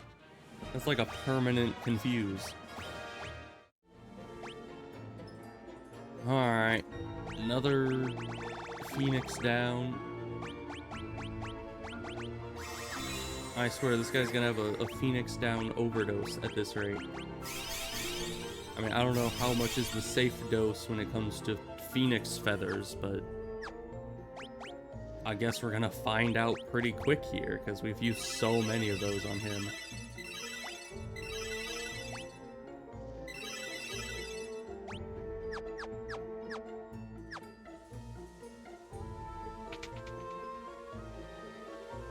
Nothing.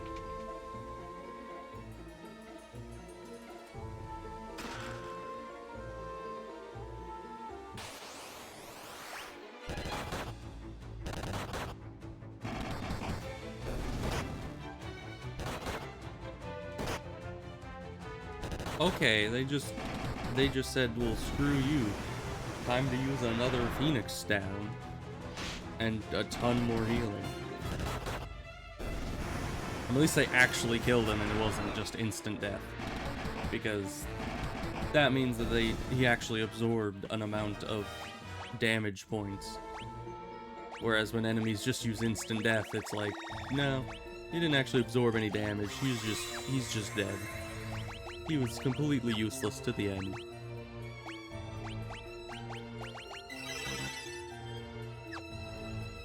So we need more healing.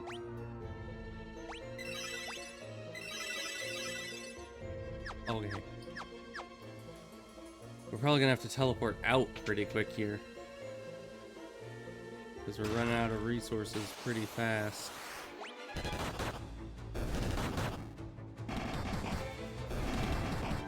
But Void has gotten like 500 HP since we got here.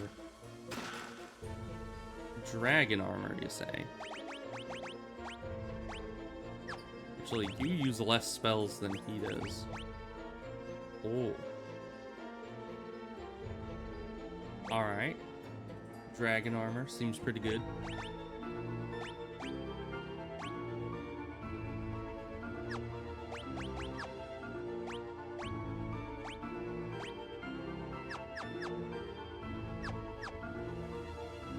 Okay.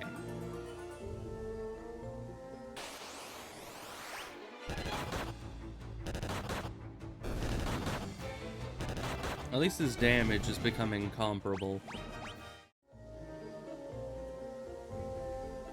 He has a long way to go on health still, but... Oh, a red dragon. We love the dragon fights, don't we? Guess we punch him and just hope for the best. Hope we can kill him before he just obliterates Void. Yeah, keep doing that.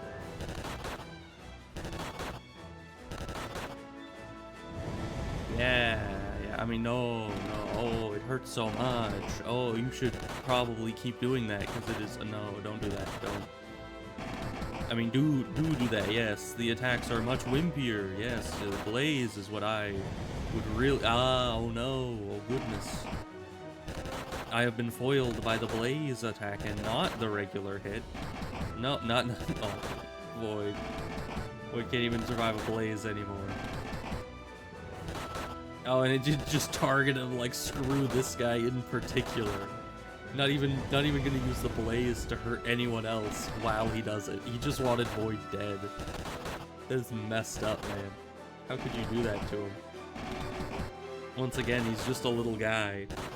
I don't know if we're gonna... Once again, no health bar. We're kind of, free-falling here, hoping that he dies before we hit the ground. But I'm not sure at this rate if that's gonna happen. Yeah, there goes Evos. 0 damage. Ooh. How can this guy have so much health? Okay, there we go. Oh, and yep, Snail's the only one that got any XP because everyone else was dead. That is kind of a BS system. Why is it that you have to take damage to level, but if you take too much damage, you can't level because you're dead? Like, come on, man. How am I supposed to do anything with that?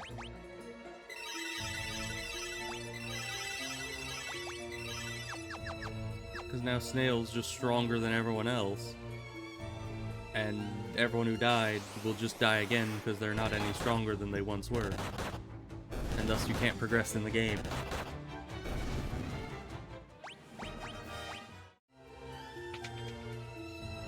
And I mean, you would think if you get XP for taking damage, you should get the ultimate XP by dying. I mean, that's like the most amount of damage one person can take, right?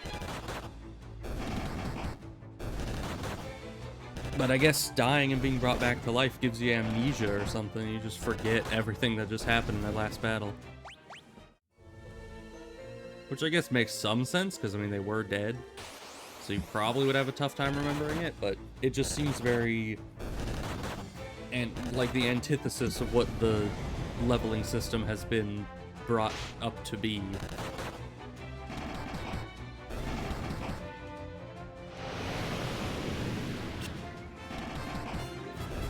Alright, we need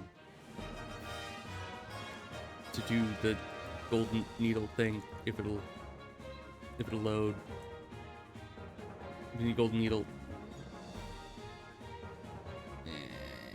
Okay. There, fine, I guess. Do they get XP when they're stonified? I didn't check. Now I'm wondering what else just screws you out of getting any XP from a fight.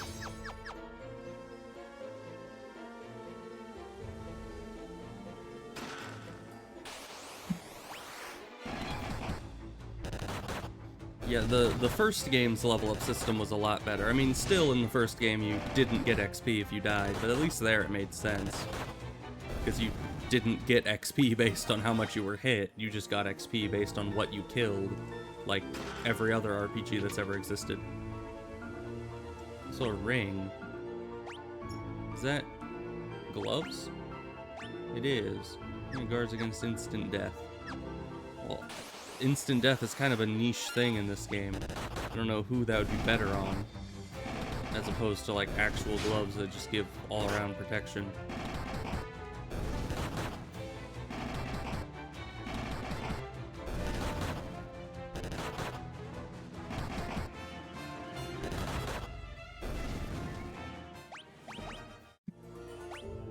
now we have eye drops somewhere. There it is. And magic.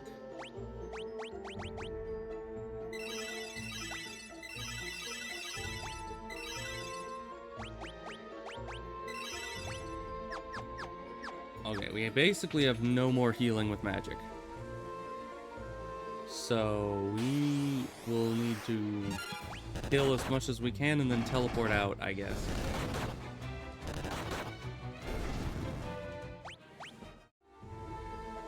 But Void did get some good levels in here. Not like an amazing amount, but some. I do feel like we're close to the end of the dungeon, though.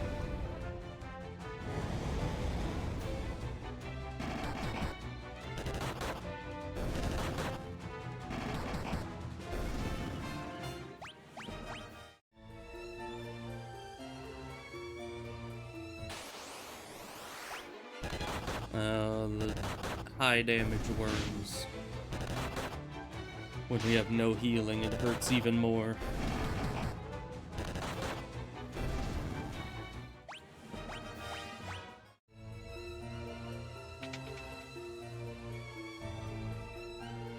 There's another floor. Okay, that looks like it has some finality. I'm gonna turn encounters off because this is just ridiculous. And we have no healing to heal back anything we lose in here. Is this just the exit? Or does this take us further in? Where am I? This is the Castle of Hell. Oh! That was the entrance to the Castle of Hell, is what you're telling me. My response to that is nope. I ain't dealing with the Castle of Hell when I have 0 items, 0 healing, 0 anything, which is out of every resource we could possibly have. I am not about to go in there in that state.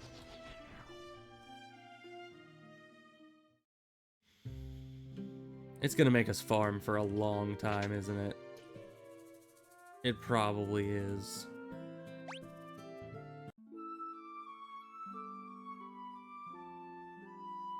Because, I mean, all this time I've been only worried about getting Void up to where my other guys are, or at least close enough to it. But I'm starting to think maybe my other guys are going to need to level up too, and that means Void is going to have to surpass where they currently are before we're ready for the next, final boss. Because if the enemies are this tough as just being enemies, imagine... Okay, in the last game, we were obliterating enemies pretty easily. We were doing great. We weren't really taking any permanent damage from the enemies we were fighting, and it was going swimmingly. And in comparison to that, we fought Chaos, who was the final boss guy, and he kicked our butts. So, given that comparison, we are still getting our butts kicked against regular enemies in this game. So if the final boss is like the Chaos equivalent of this game, we are not anywhere near ready to fight him. So what I'm gonna do, and what I probably should have done a while back, but I still feel like it's a bit cheaty, is we are going to put on every boost imaginable, and we are going to farm. And we are going to farm hard. And hopefully, we actually start seeing some bonuses, because I feel like it is just not like unplayable, but it is unbeatable when you're dealing with just the generic amount of XP from things. Just because you just can't get those levels in an amount of time that I would consider reasonable. You probably could get them eventually. It's just that will take some time. But let's go back into here. We have to go through... Can we... We go through the cinematic every time we come in. Maybe it didn't really expect us to leave. Alright, now we start our farming. Start killing things. Oh, a white dragon. And it ambushed us. Great. Ow. At least the white dragons aren't as tough.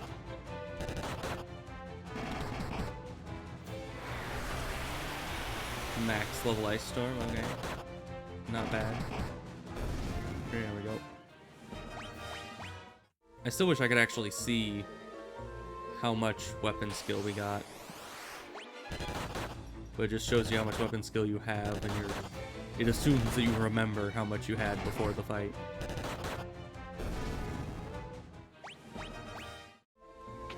We're definitely getting more money, though. That means that maybe my goal of 99 elixirs will be attainable, after all.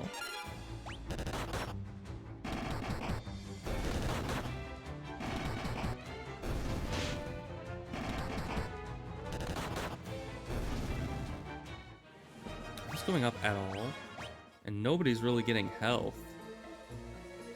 I guess when they do get health, it's probably more than it was. I don't know, I haven't been paying attention.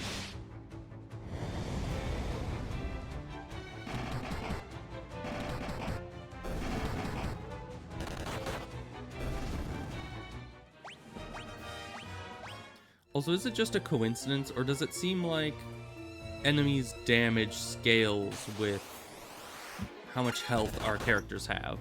Because, like, when they do an AoE attack, the first 3 take, like, 100 and something damage, and then Void only takes, like, 50. So is it, like, reducing the damage he takes because he's lower level? If so, is there any reason that I should be leveling him up?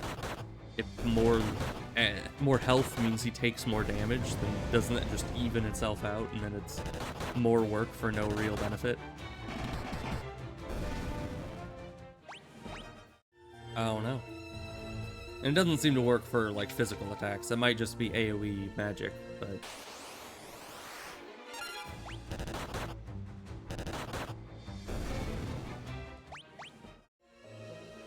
yeah, even with all the boosters on, we are not getting much of anything from this. At least not very fast. I expected, like, each turn, or each fight, I'd be getting some health and stuff.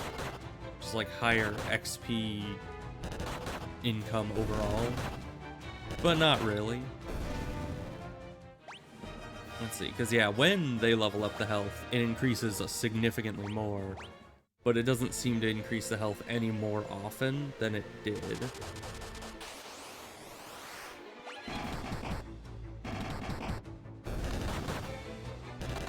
We should probably heal up after this fight, though, because we are starting to get a bit low health.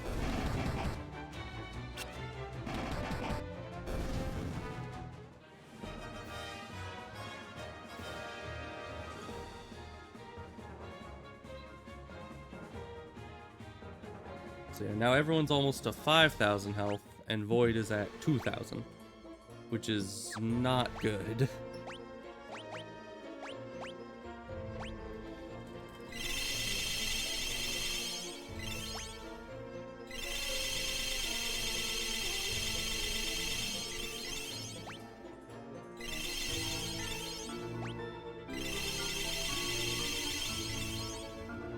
Well, we just used like 80 potions, but that's fine.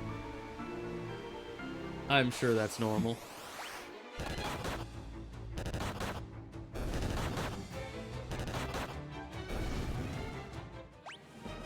Alright, Void gets almost 300 health. Good.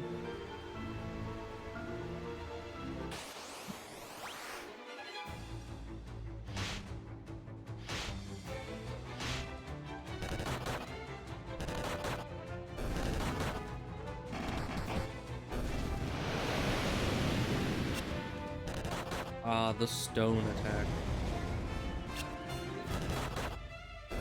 Well, luckily we have plenty of gold needles.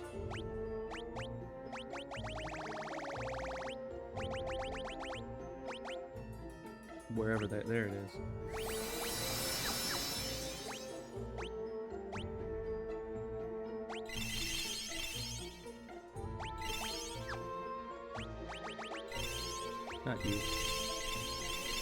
There we go.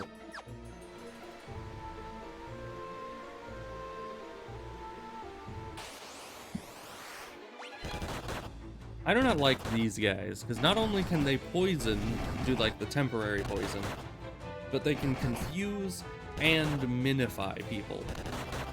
Like, how many other effects do you need to have on each attack? He's not bullying Void. I mean, I know that I want his health to go up, but I don't think hitting him 50 times is the best way to go about that. Because, they were closer to killing him than increasing his health. But he did get some health from it, so I have to admit that much. It did work.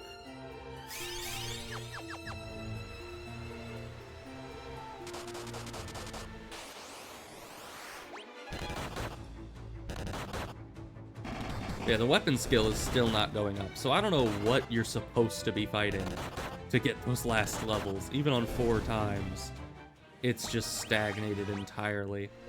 This is all basically just for health.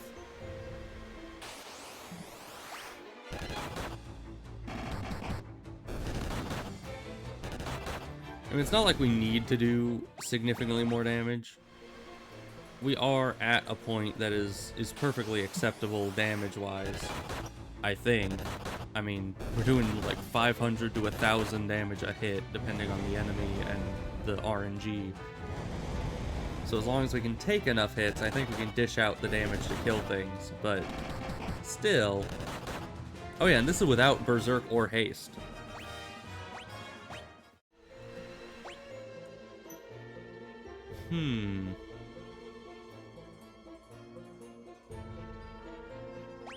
I could... Wait. Can I use that? No, I can't use it outside combat. I'm trying to think of how I could level up Berserk and Haste. Because what I could do, what I was thinking I could do, is I could go with one of our spare Haste totems, or tomes, and give it to Ebos. And then we could have one of them buffing Haste and one of them buffing Berserk every fight.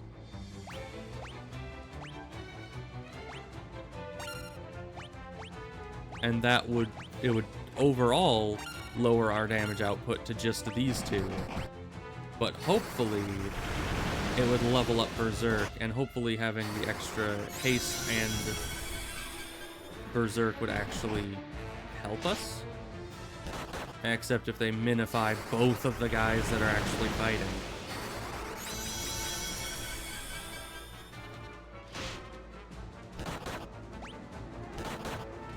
Yeah, this is not working at all. They just took out those two immediately, and then there's nothing anyone can do.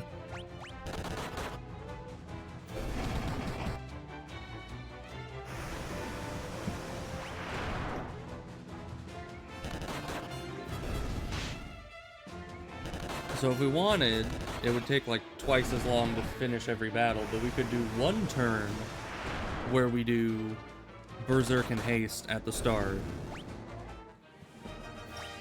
and then go from there and like have to reset it back to everyone attacking after that. Once again, as I said, it would take a long time because I would need to do 2 different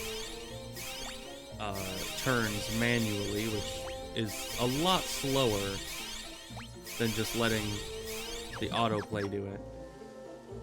But it would be possible, and then we'd level up our Berserk and stuff.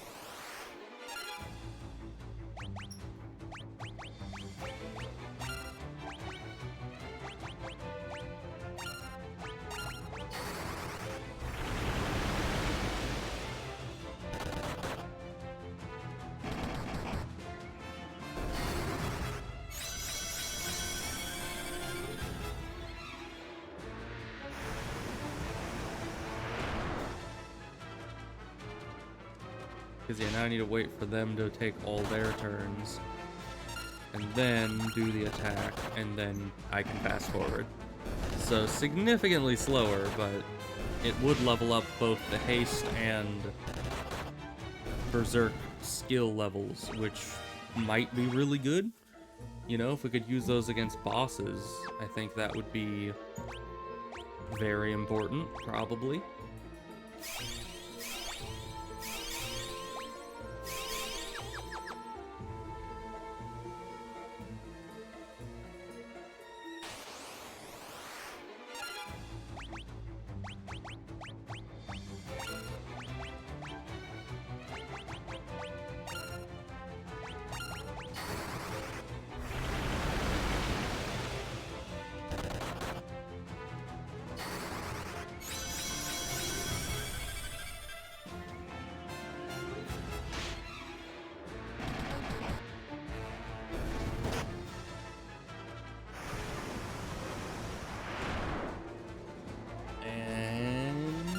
head everyone back to attack, and then we can fast forward. I don't really see how much it's improving our damage. It seems to be marginally improving it. And of course it is still, you know, Berserk and Haste are still low level comparatively. So we'll probably need to get quite a few levels before we really start seeing some huge benefits from them, but I don't know. May just not be worth it in the end, except against the boss. I also wonder if putting haste on each person individually gives a better bonus than doing the spread out version.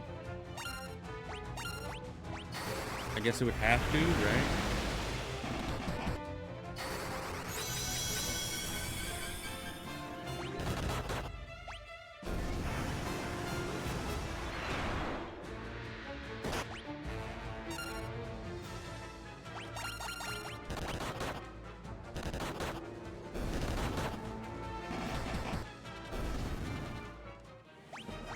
And at least these spells are actually leveling up pretty rapidly.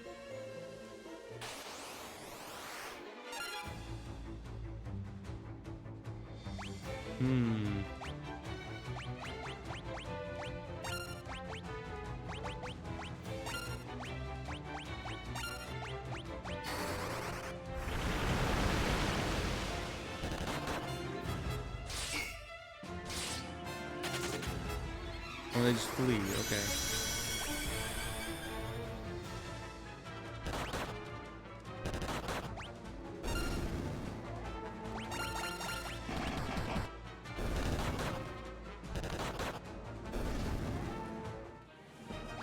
Yeah, there's Berserk again.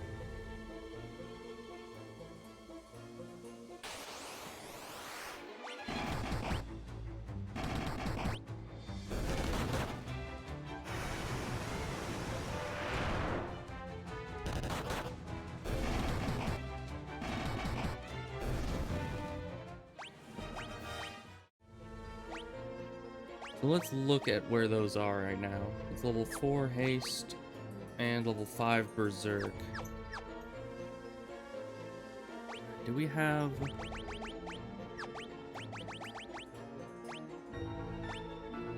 Okay, we have auto battle off. That's why it did what it did earlier.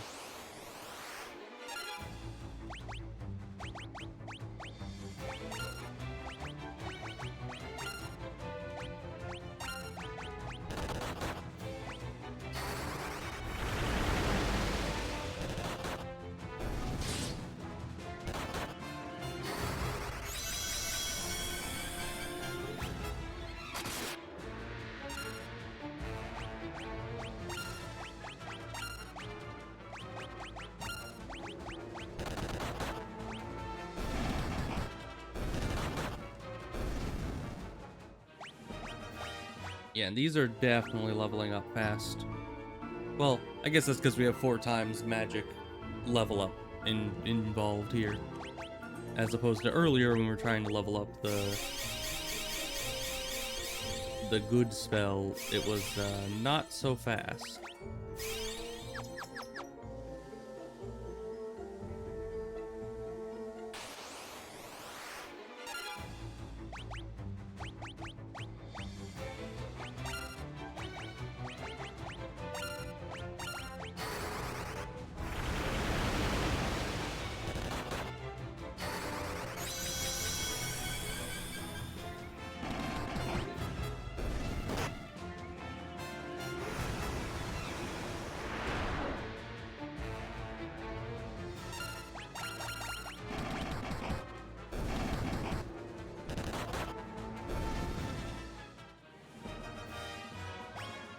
Still not much weapon skill, but more health for Void.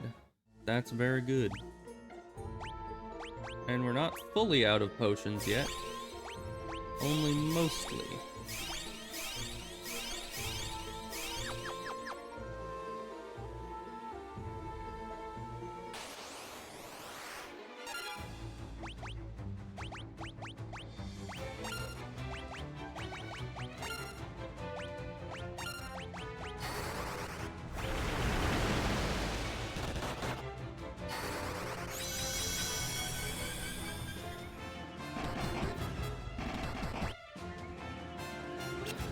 That didn't even kill her? Are we getting weaker?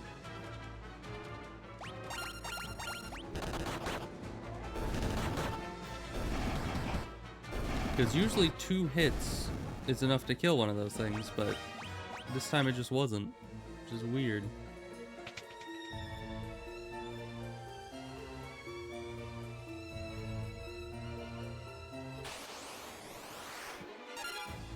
Scissor jaws, those are like entirely new.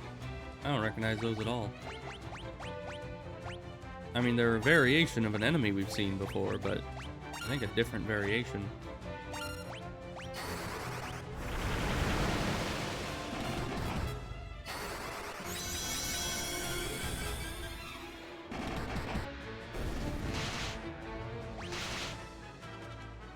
They're pretty wimpy, though.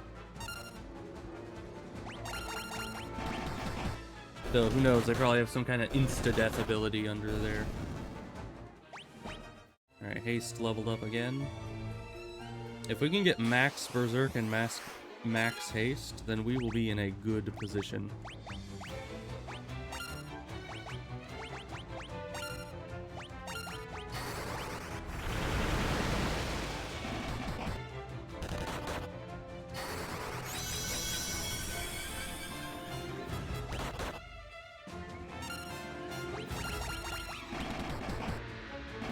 Now we're definitely doing more damage. So the buffs do help. Ebos Snail. Ebos has 7,000 health now. Jeezums. Let's open items. Use the rest of our potions, I guess. Pretty much how much we're gonna need to use. We still have 24 left. We're good.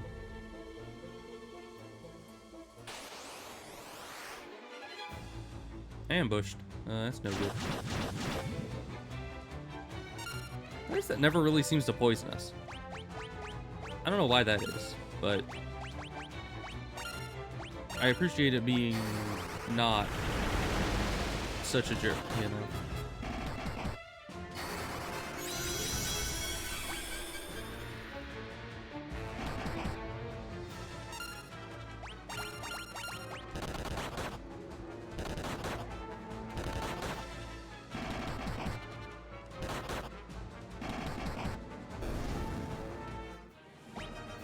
Berserk leveled up.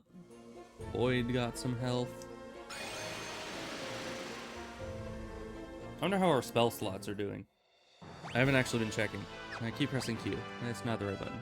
Oh, actually, our mana's doing fine. Surprisingly so.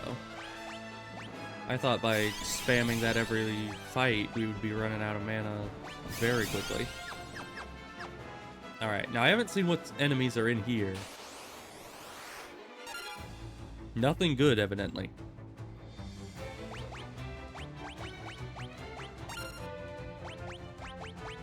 And this is probably not a place we should be while we're still, you know, trying to farm up levels.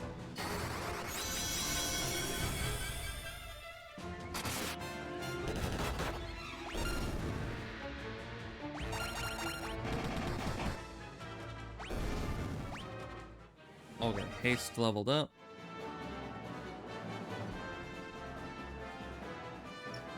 Where are we going in here? I don't know. What are all these?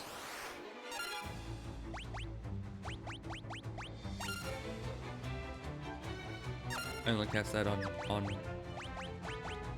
himself, which is probably fine, but it might give less XP if I do that. I don't know.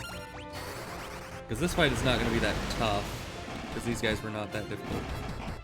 Yeah, there we go. So are these doorways? No, they're just archways. I don't think there's anything in them. Other than more enemy. Oh, hello.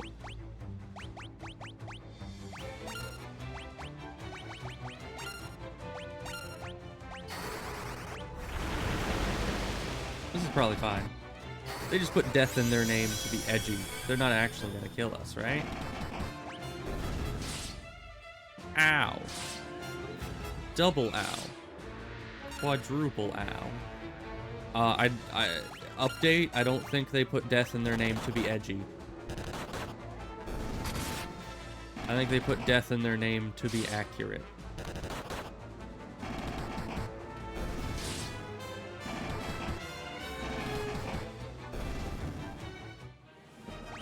Well, $60,000 each though. Yeah, so we're gonna throw more Phoenix Downs on these guys. Ugh. And then more potions. We're gonna be heading back to town pretty soon here because we're out of potion healing. I want to kill some more guys though. Oh, this thing. So let's...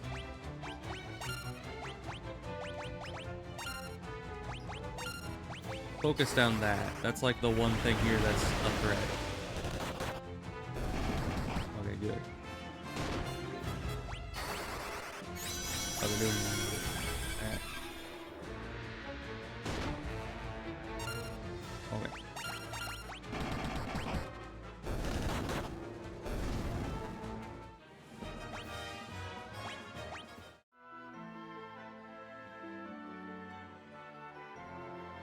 See if there's any secret back here. Mithril golems.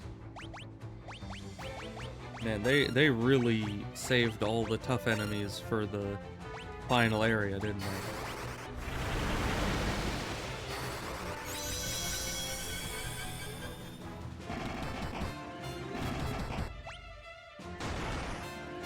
Ow. Just a casual 1,000 damage, it's fine. And I have no idea how much health these things are gonna have. Okay, not too much. That might just be because of our haste and berserk effects.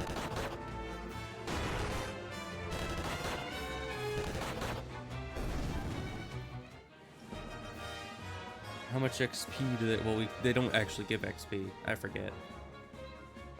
In this game, things just level up magically. You don't actually get XP from things. Alright, now we need to use some of our magic for healing.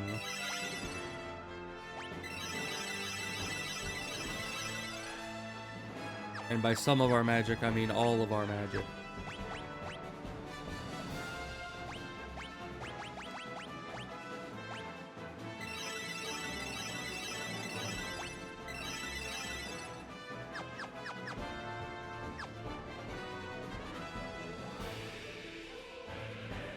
So what's up here? Okay, we can't use haste. Use Ultima. Try to level that up, I guess. I don't even know.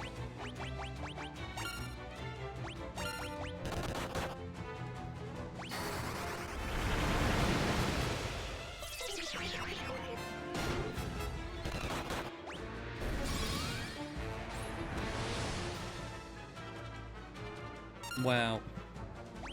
Amazing damage. Ow, okay. Berserk hasted hit themselves. That is painful.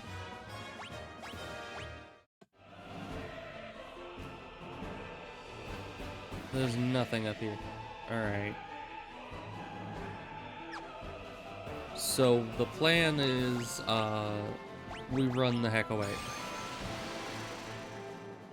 That is the plan right now. And then we go back, we sit at the tavern to sleep, and then buy more potions, and then go back in there and farm more levels. Because we're getting there. We're getting there a lot faster than we were before boosting, but we're still not anywhere near where I want to be. Those Death Knight guys were just far too strong. Like, we are no match for them in our current state. We need more. I don't know how much more we can get. I don't know what the max health is. but I think we need to reach about that. Luckily, we get so very much money from doing this that we can replenish all of our gear and then some. See, 22 elixirs. We're gonna get there.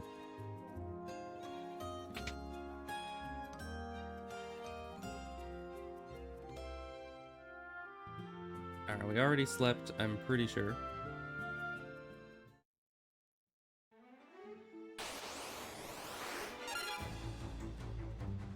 Just killed them.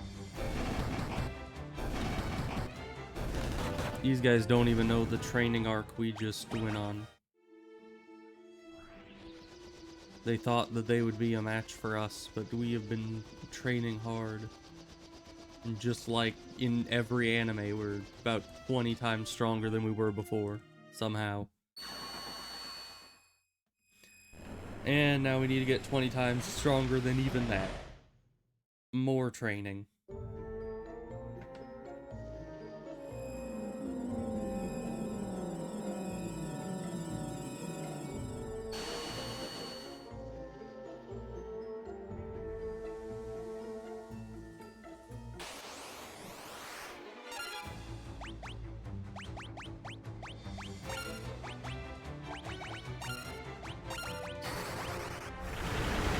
Okay, level up the buffs again.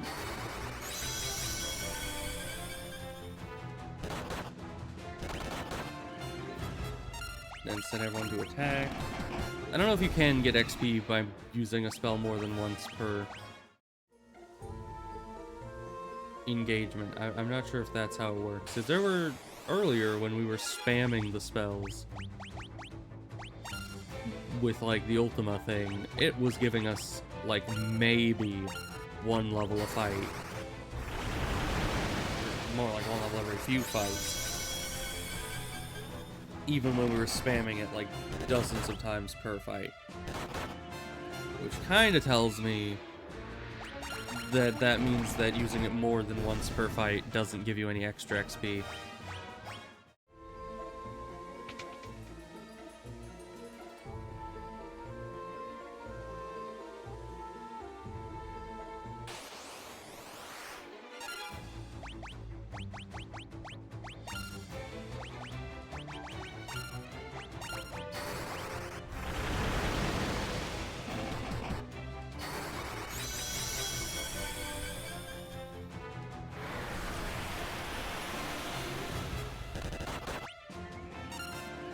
But I'm getting slightly better at selecting everything.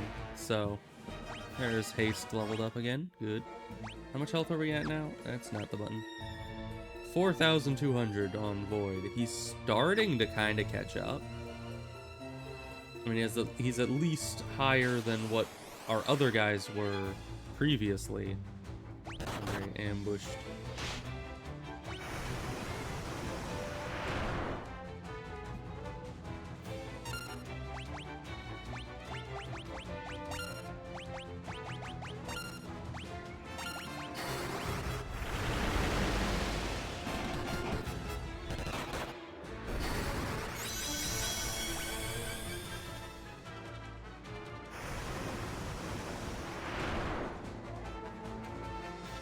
We're definitely gonna need to do some healing after this engagement. But we now have enough max health that 1 or 2 hits from these enemies isn't like a death sentence. And we don't need to run off and heal after each fight, just every other fight.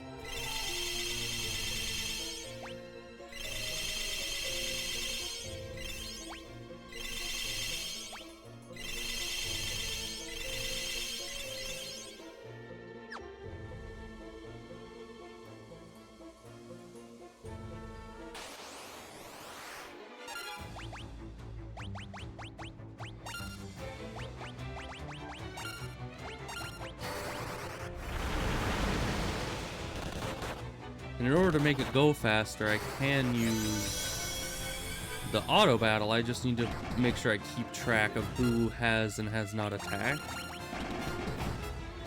So that, you know, it doesn't go too fast and get back to our turn, at which point it'll just auto-battle all 4 of us.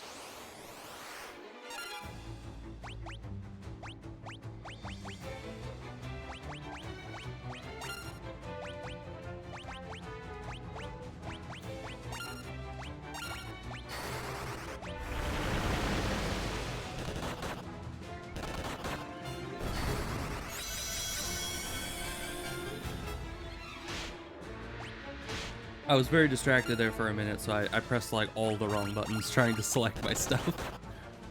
It is hard to press buttons precisely while distracted.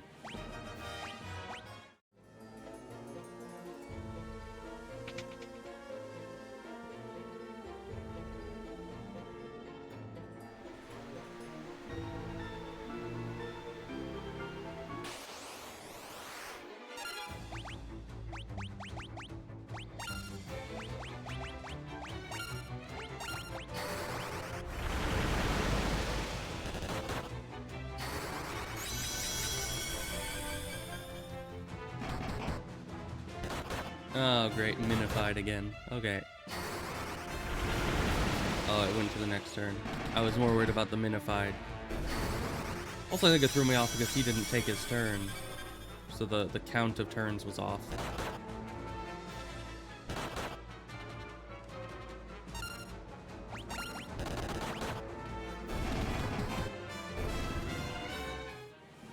Berserk leveled up. Void leveled up. Should we do items? Probably.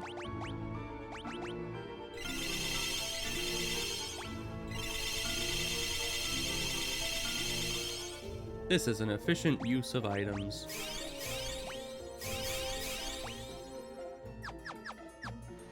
Just spamming down 100 potions in the first half of the dungeon.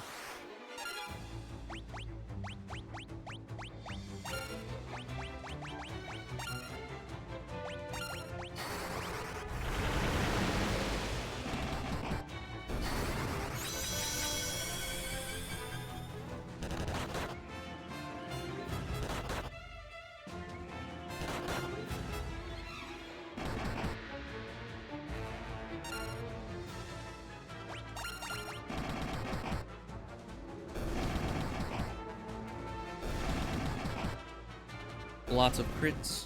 Very good. Intellect +4. That's a significant boost in intellect.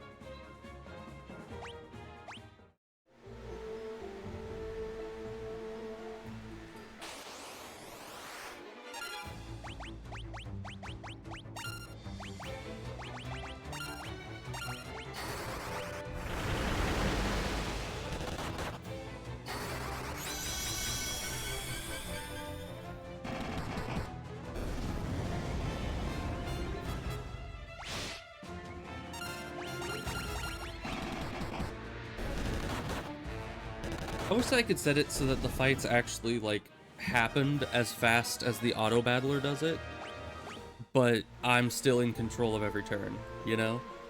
So I get, like, the best of both worlds, so I can still pick what everything happens, but when they're doing things, it goes faster. I don't know if you're able to. That might be a setting somewhere that I just don't know about, but that would be very nice if I could.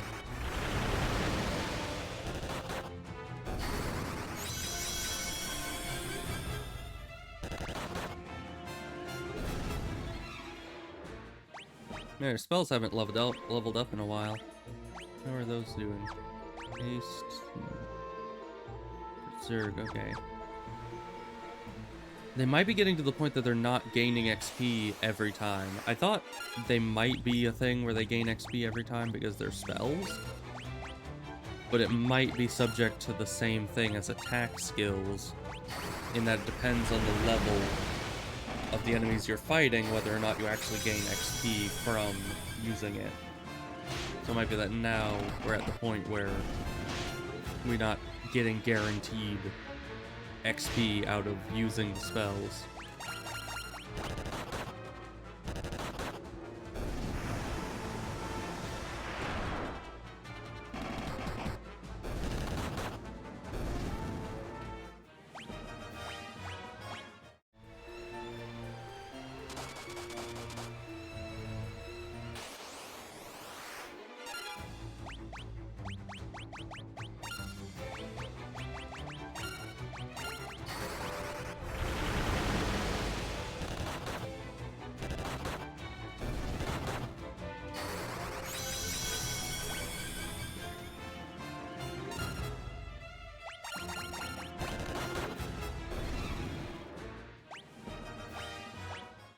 Void gets more health. Very good. As always.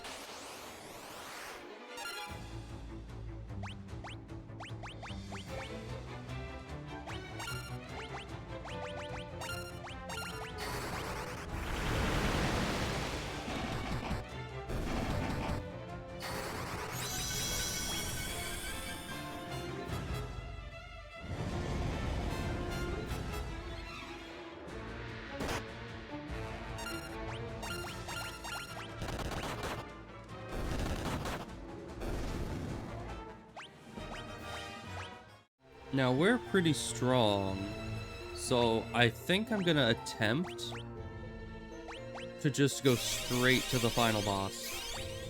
Just ignore encounters. Hopefully we have... because right now, I'm just farming with no real goal. Like, sure, I want to get higher health, higher level spells, all that fun stuff. But the issue is that I don't know where to stop. I don't know how powerful I have to be. So if we go fight the boss at least once and see how tough he is, then I can know either, okay, I did enough farming and he's dead now, or this guy seems impossible to beat, I'm gonna put like 20 hours of farming into this, you know? Like, I need to know how much approximately we need to do in order to get through this. Because like in the last game, I feel like I farmed a little too much, which the farming was a lot faster in that game, especially when we turned on the boost. But still, it didn't, I feel like we probably got like 10 more levels than we had to. Maybe 20 more levels than we had to. Just because I didn't know where I had to stop. I had like this idea that the boss was super, super difficult. And so I just kept leveling well past where I probably had to. But here, I should probably get an idea of it. So while encounters are off, we'll just go through here. Oh, you have to go all the way around. Okay, I thought that was the way up originally. But no, you actually need to go all the way this way. Which is, once again, probably just a ploy to get you to walk further so that enemies attack you more and it weakens you up for the boss. But we have no such weakness because we're playing the remastered version, which means that we could just turn off encounters, which I'm still not sure if you could do that in the original game or not, but who knows? Maybe you could. Ether, okay, that's good. We just used some of that, so good to have some back, though I can definitely afford it at this point. Just go buy more.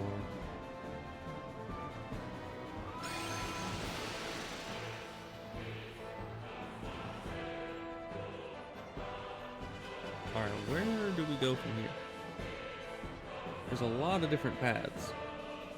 There's a chest down there, and then you go up. Okay. First is the chest down here that hopefully doesn't have monsters in it. Nope. And then we go up and right.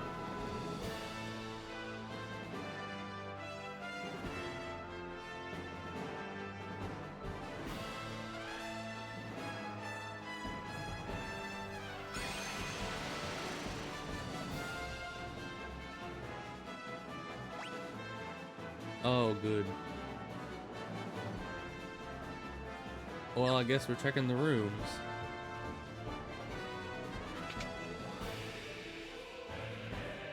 Oh. Oh, good. Great, even.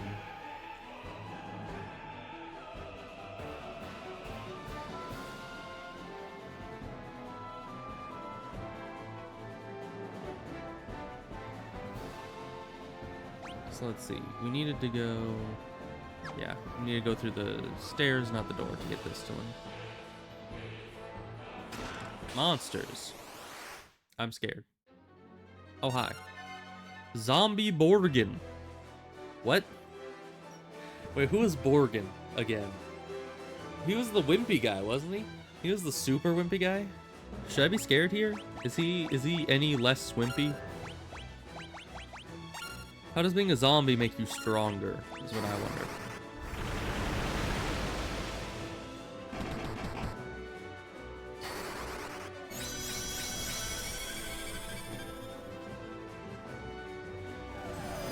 Oh, that's how. Oh, it only hit him. Great. It didn't even do that much damage compared to his now good health pool. Oh, he's dead. Alright. See, our training arc has helped. It has helped greatly. We now do like double the damage. Maybe triple the damage that we used to. Haste leveled up again. Good. Genji gloves. What does that do for me exactly? Super high defense, magic interference. Let's give those to one of you. Yeah, that's even better. Do you need the other gloves? No, those are the best gloves already. Okay. Then to get to that one, we need to go through that door, which is that door, which is to down there, which is inaccessible? No, yeah, so we need to go through that, which is up there. Okay. So that's this way.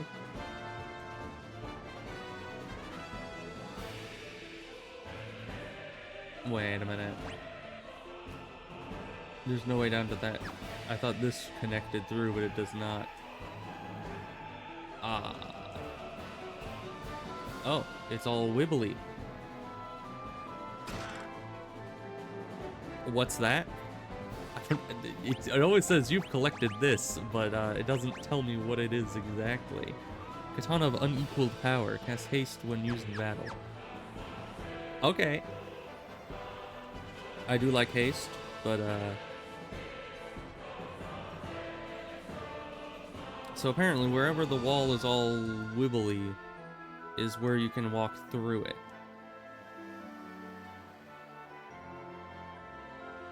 We need to find another one of those. Not seeing any others of those.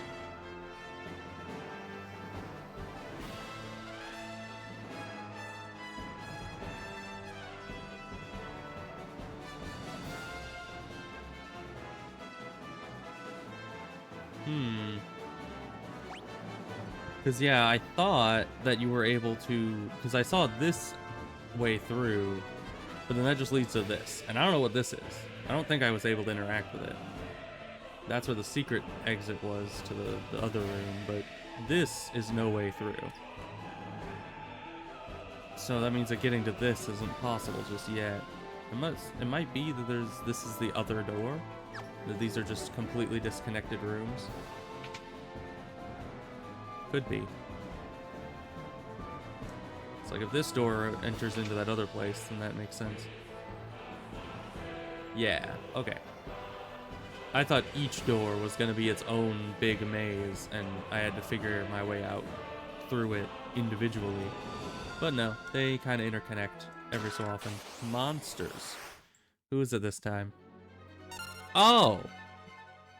Wait a minute, you're from the first game. Yeah, sorry for killing you then. But, back then we didn't have the power of fists, so...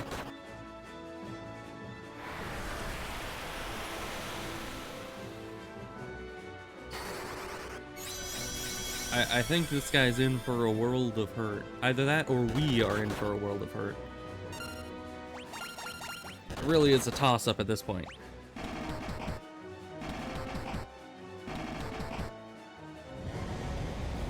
Well, the spells are not going to have that much of an effect on us. At this health pool, no spell, even max level ones, do any real damage. Yep. So he was in for a world of hurt. That was what the answer is, not us. Because we have the power of punching, and he does not. That is a lot of magic. His MP up by almost 100. That's great. Okay, well, I'll see you later, unknown man. Ooh, better helmet, and we're poisoned. Hope you have a good weekend, though, unknown man. What else do we need? A Genji helm. That had bad magic, so yes. Put it on this guy. Alright. So that's a few bosses out there. Are there going to be all of the fiends from the first game as bosses here? Because that would be kind of epic. But also kind of terrifying because some of those guys were actually kind of scary. Let's also get our health back.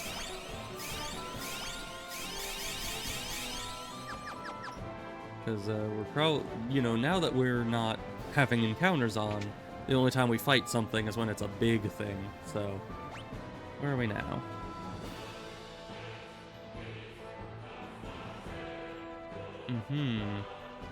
So that's the other door, I think. So this goes there to that chest. There to that. Down? Why is there a down in here? Okay, well this door is what leads to the down. So let's go to the other door and see what that's all about first.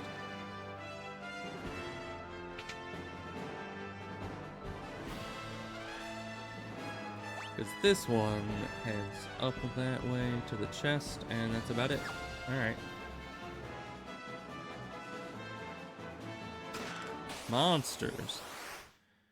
Yep. Oh, who are you? Beelzebub. Alright. Well, bub. How about, we punch you into oblivion? How about that?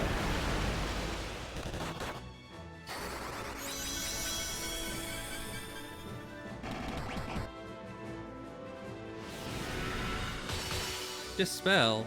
Oh. Oh. They only dispel one spell? Because they still have Berserk on them.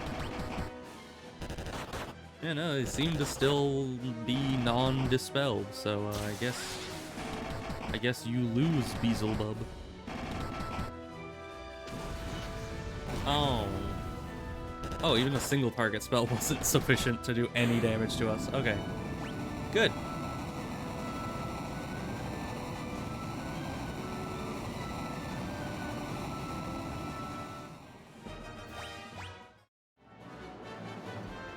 Genji armor, as always. Put that on you.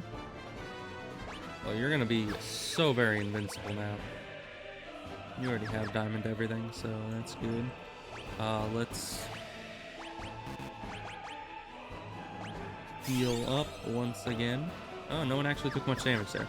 We got a lot of debuffs, or a lot of spells thrown at us, but not much damaging spells going on. The guy kinda was very disappointing. Maybe we should go out here as well. Can we? Oh, I thought this was a door, but no, it's not. Alright. I guess this is the only way to go.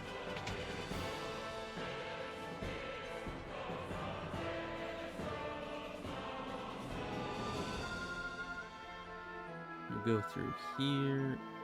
Gotta go down through these doors to get to the chest.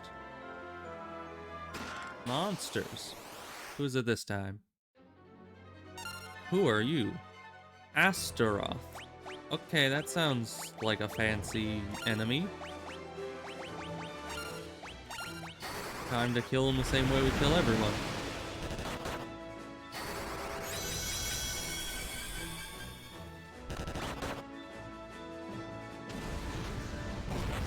Alright, max level fire. Still no damage.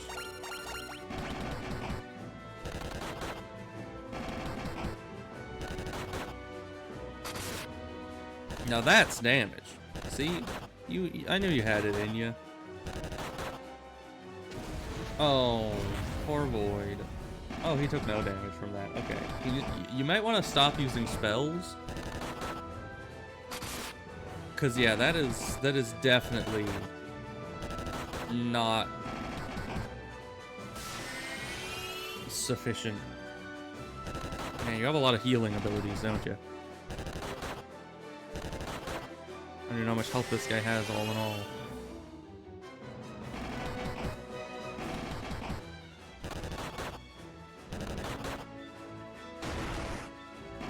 Yeah, that's where it does the big healing and the big damage.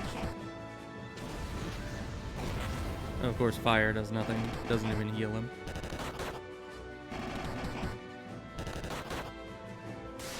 How tough is this guy? I really wish we had health bars. Please tell me the next game has health bars. Because, like, this could be a hopeless bet. Okay, he's dead. As I was about to say, this could be a hopeless venture where he's just healing more than we're damaging. Or he could be almost dead, and then he dies, like, before I'm able to say that. So, yeah, it's just impossible to know. But we got more hand-to-hand combat. And we got Ribbon. How good is Ribbon? Did we already have one of these in this game? Ribbon's not that good. No magic interference and high magic defense, but aside from that, nothing special. But we need to use our potions.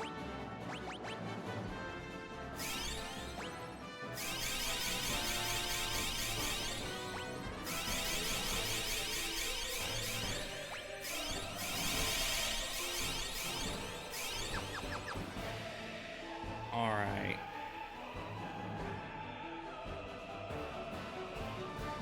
Now, I kind of feel like we need to at least fight the final boss once before I can end the stream. Because we need to know what we're working with so I know if I need to farm more or not. And, like, if we can beat him this time, then we need to fight him this time as well, because otherwise I'll start the next stream and then just kill the final boss, and it'll be like a 10-minute stream. So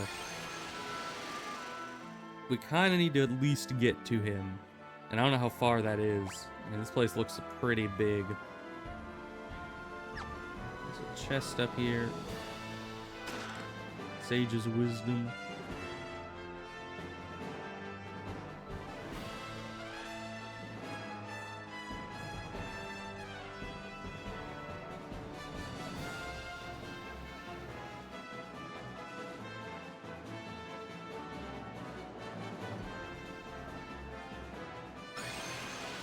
Teleport.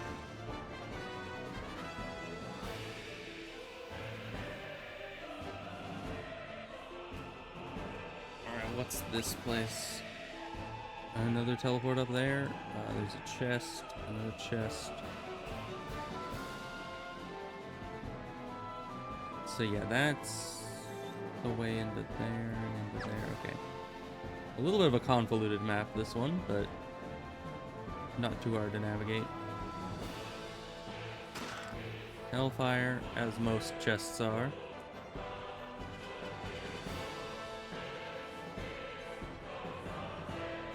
I need to go the other way to efficiently get to this chest. Acid Vial, alright. And then the teleport's here.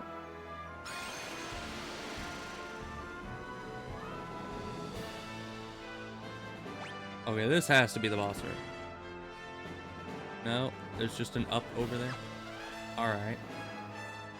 So this kind of mirrors the floor right before the final boss of the last game. Or at least, I think that was the final boss of one of the towers.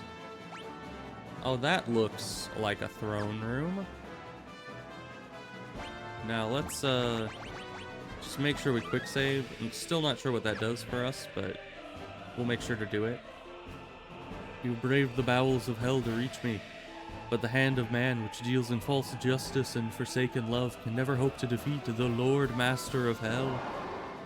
Are you sure about that? Because we have fists. Like, what do you have, really? Ambushed, as if it couldn't get any worse.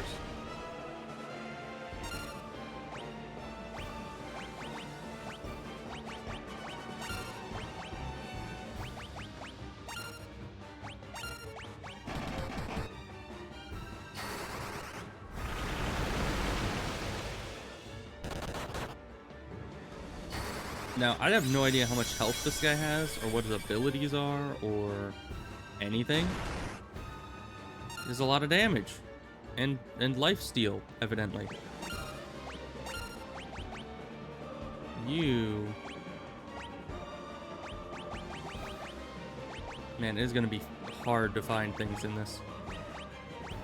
You're going to use an elixir on yourself, because that's just way too much health to try to heal back with anything else.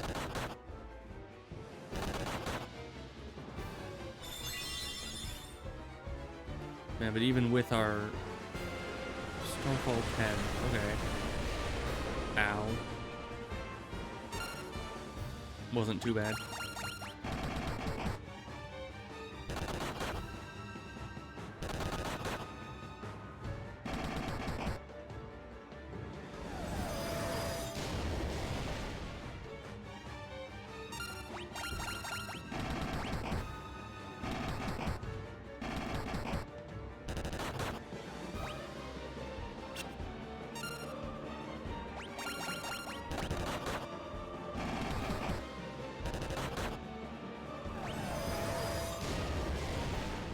He likes flare quite a bit, doesn't he?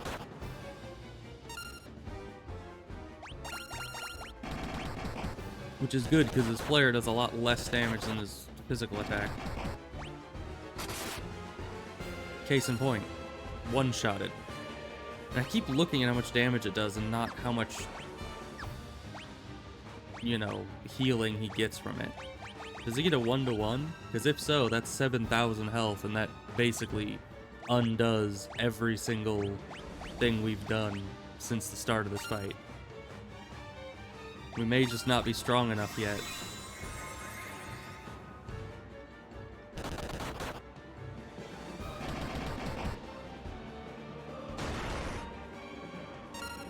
I keep looking away. Alright, haste yourself. You're gonna berserk him. You're gonna use wherever it is. Where is it? Where is it? There. Use one of those on him, and you're gonna attack. Now, I don't know if the single target buffs are stronger than the multi-target buffs. If so, then Ebos is now like a god in human form. And he's blinded. Alright. You are going to use an elixir on yourself. You are going to actually use... Hoping that you go before Evos, you're going to use an eye drops on him.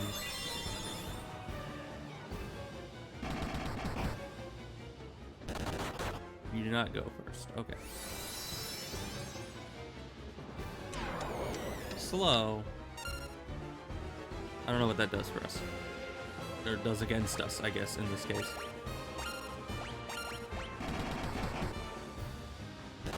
Alright, let's see what Ebos can do when not blinded. It does seem stronger. So I guess doing single target buffs would actually be preferable here.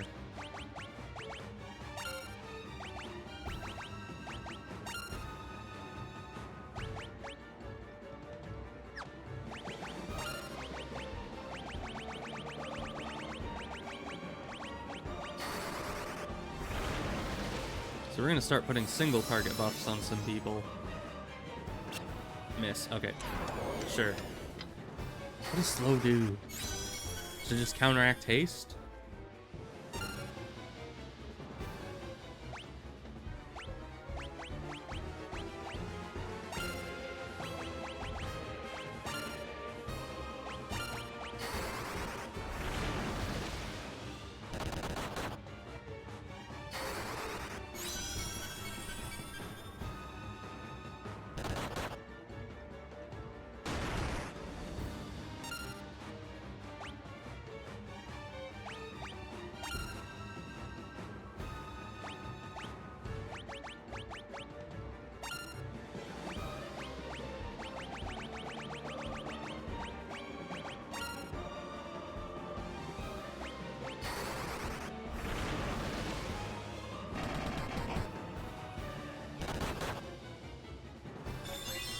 Okay, evidently, Ebos did like no damage. And it does do a ton of healing for him. That is BS. Alright, you're gonna use haste on you, because we haven't done that yet.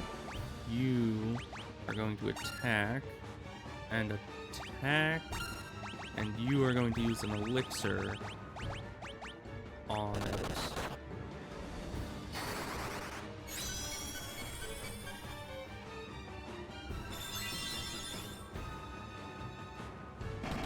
Good thing that I insisted on buying dozens of those.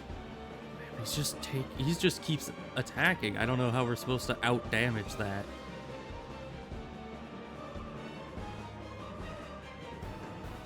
But now I think everyone's buffed up.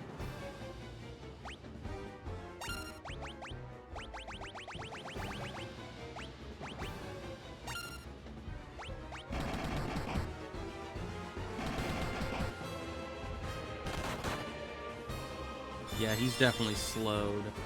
Do we need to haste him? Does haste counteract slow and does slow counteract haste? Is that how this works? Let's haste yourself. And then you just attack. And everyone else just attacks.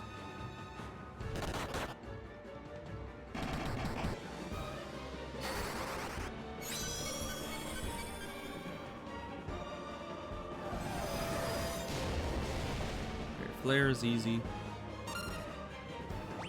You are going to haste him to try to counteract the slow, I guess. You're gonna attack. You're gonna attack. You're gonna attack. And we're doing amazing damage. It's just not sufficient damage to overcome the healing that he does whenever he does that. Look, 6,000. Oh, and he, of course, killed him, meaning that his buffs have now worn off. Because it killed him in one hit. We need more health? How do we need more health? We literally have, like, the max... Not the max health. We're a little ways away from max health on most of our guys, but I think 9999 is the max health. And we somehow still don't have enough health at a solid 7,000 each.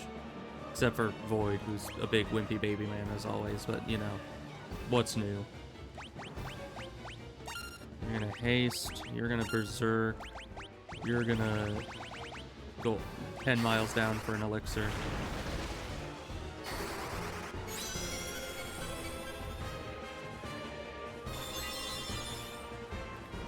But, you know, this is once again down to just RNG. If the boss just never attacked, if he just used spells, we would win so fast. But because he's just spam physical attacking, that means that he just gets infinite health back. And we can't do anything about it.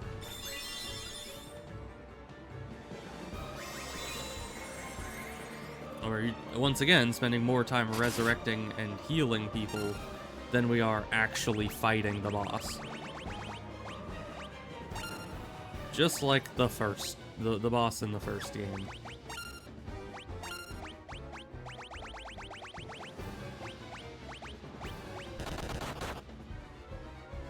Because yeah, these 1,000 damages that I'm doing are great and all, but they're doing nothing compared to his healing. And it's like the best we got.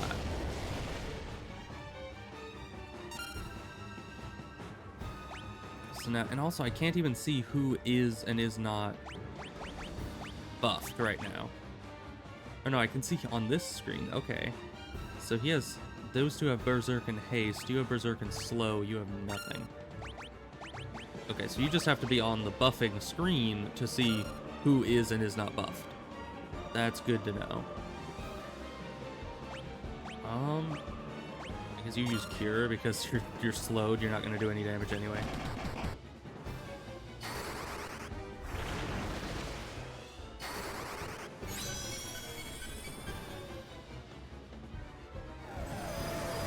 We might be able to out damage his healing if we just make sure everyone's actually alive.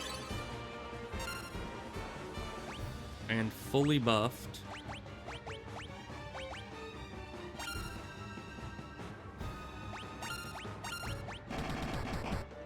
And we get crits, of course. Alright, I think everyone's fully buffed now, so long as this guy doesn't do anything... It's fine. Just suck down another elixir, we got plenty. But I think this is just an infinite fight. I don't think we're actually making any progress.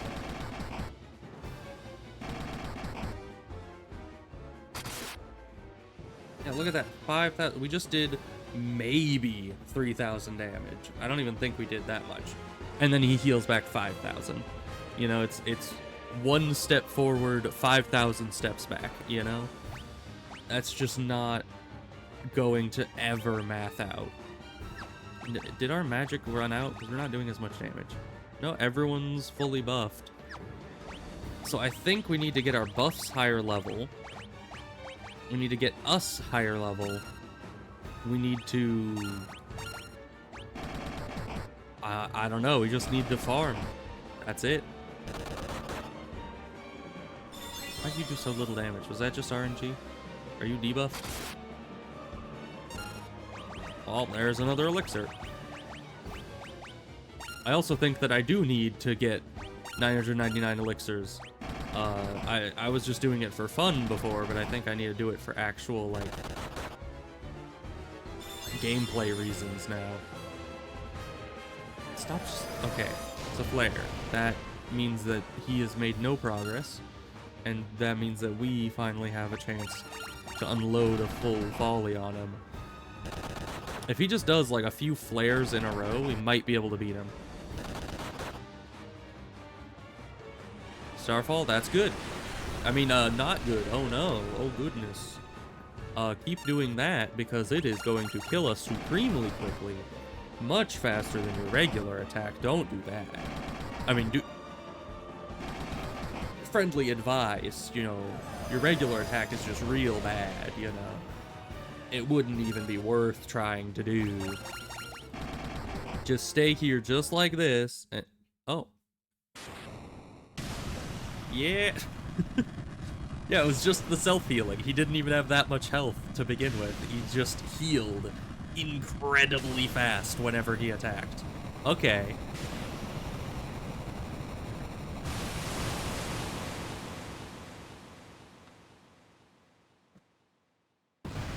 Did I win? Unbelievable. Defeated by insects like you. Not once, but twice. Who are you? Yeah, he did. Well, hopefully.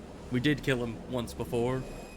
What happens if someone's already been to the afterlife and then you kill them again?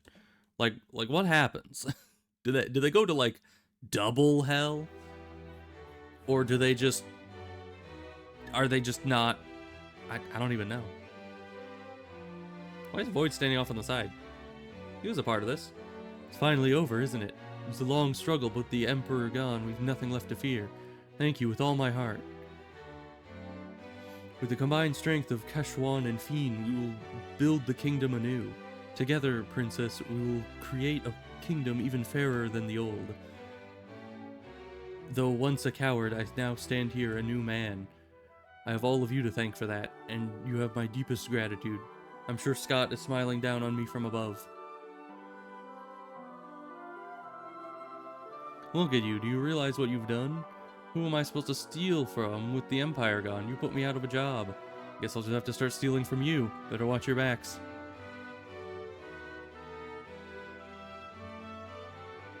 He just stole our wallet, didn't he? Dang it, Paul. You sure showed him, Ebos. Yeah, specifically Ebos. You're every bit the bloke I pegged you for. If you ever feel like trying your hand at pirating. What, that not sit well with you, unknown man? Looks like your next battle's already begun, Ebos. That's true. I mean, Ebos is... I don't know why. Ebos seems to be the one popular with the ladies. It seems weird. You did it. I'm sure my dad's happy for you too, up there above the clouds. I'm gonna be working here, serving the princess. I just want to do whatever I can to help out. Oh, that's scary. Why was there just a ghost in here? That's terrifying, but okay. We must now dedicate ourselves to the task of restoring what was lost. Farewell. Words cannot express my gratitude to you all. You've said that before. You've said a lot about gratitude for someone who can't express gratitude fully, you know? War finally over. Yes. You can all live in peace again together. Right, Void? There can be no going back, not for all of us. But why? Don't go. Ebos, stop. Why Ebos? Unknown man, Void is right. We've been through too much. I can't stop him. Void, we will meet again. Is he like our Ganondorf now? Oh gosh, there's more ghosts.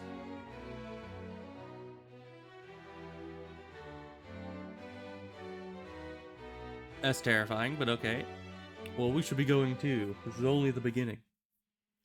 So, does this lead into the third game? Or is it still going to be completely disconnected? Because that seemed to be more open-ended than the first game. The first game was like, you beat the game, happily ever after, goodbye. This one's like, well, you beat the game, but now there's still some stuff happening, and, you know, Void is still out there, some loose ends are still there. It's like, is that gonna be part of the third game, or what? I don't know.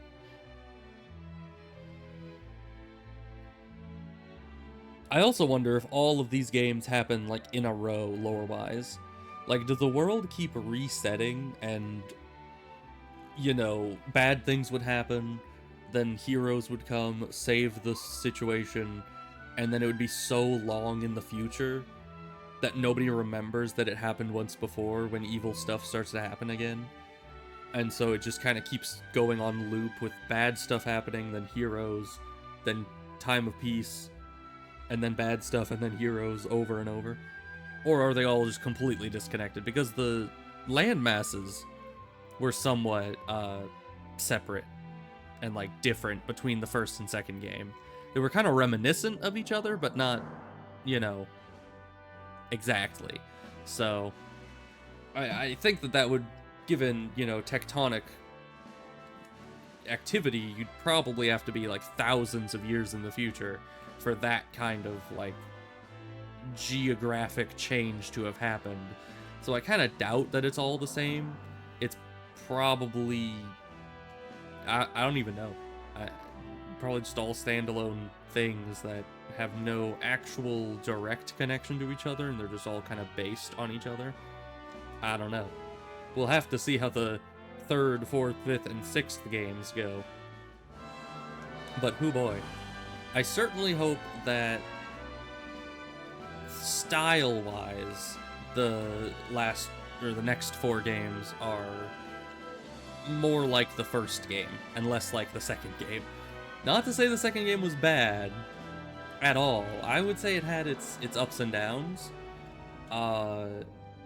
There were times, like the entire first half of the game, where I was fighting the exact same enemies for like the first 5 hours of playing the game. I don't know. It was a lot.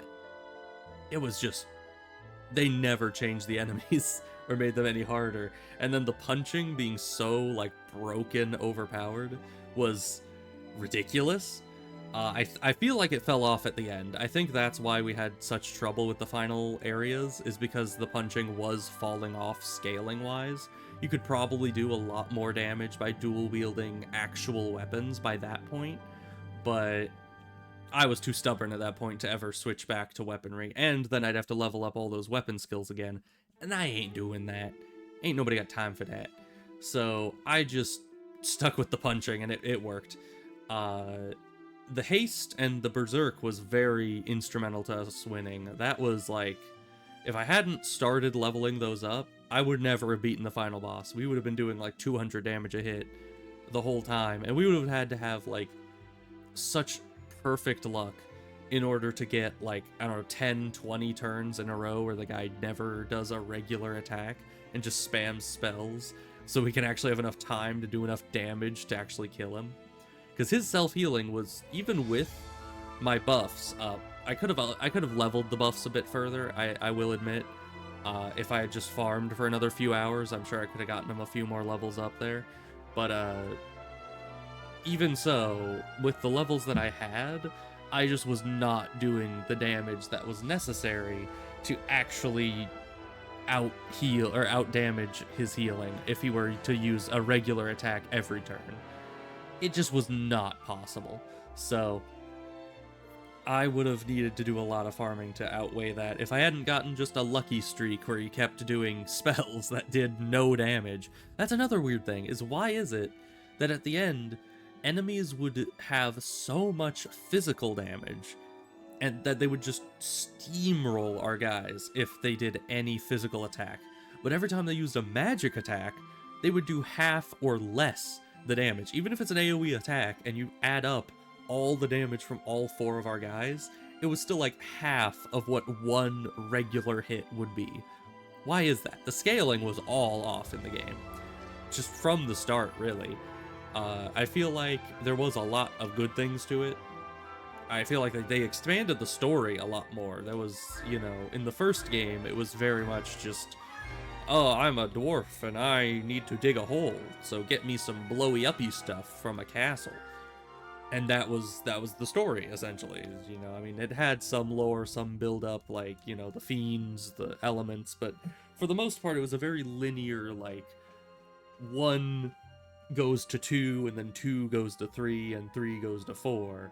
This one was like, it had twists and turns all over the place, and they really, you can tell they put a lot more effort into making a storyline with it, rather than just a bunch of individual events. You know, so that was a lot different, and it made it hard to tell how far into the game I was, because when I killed the Emperor for the first time, I was like, ah, that must be it. You know, that's what the game was building up towards the whole time, but no, there was still a lot more after that.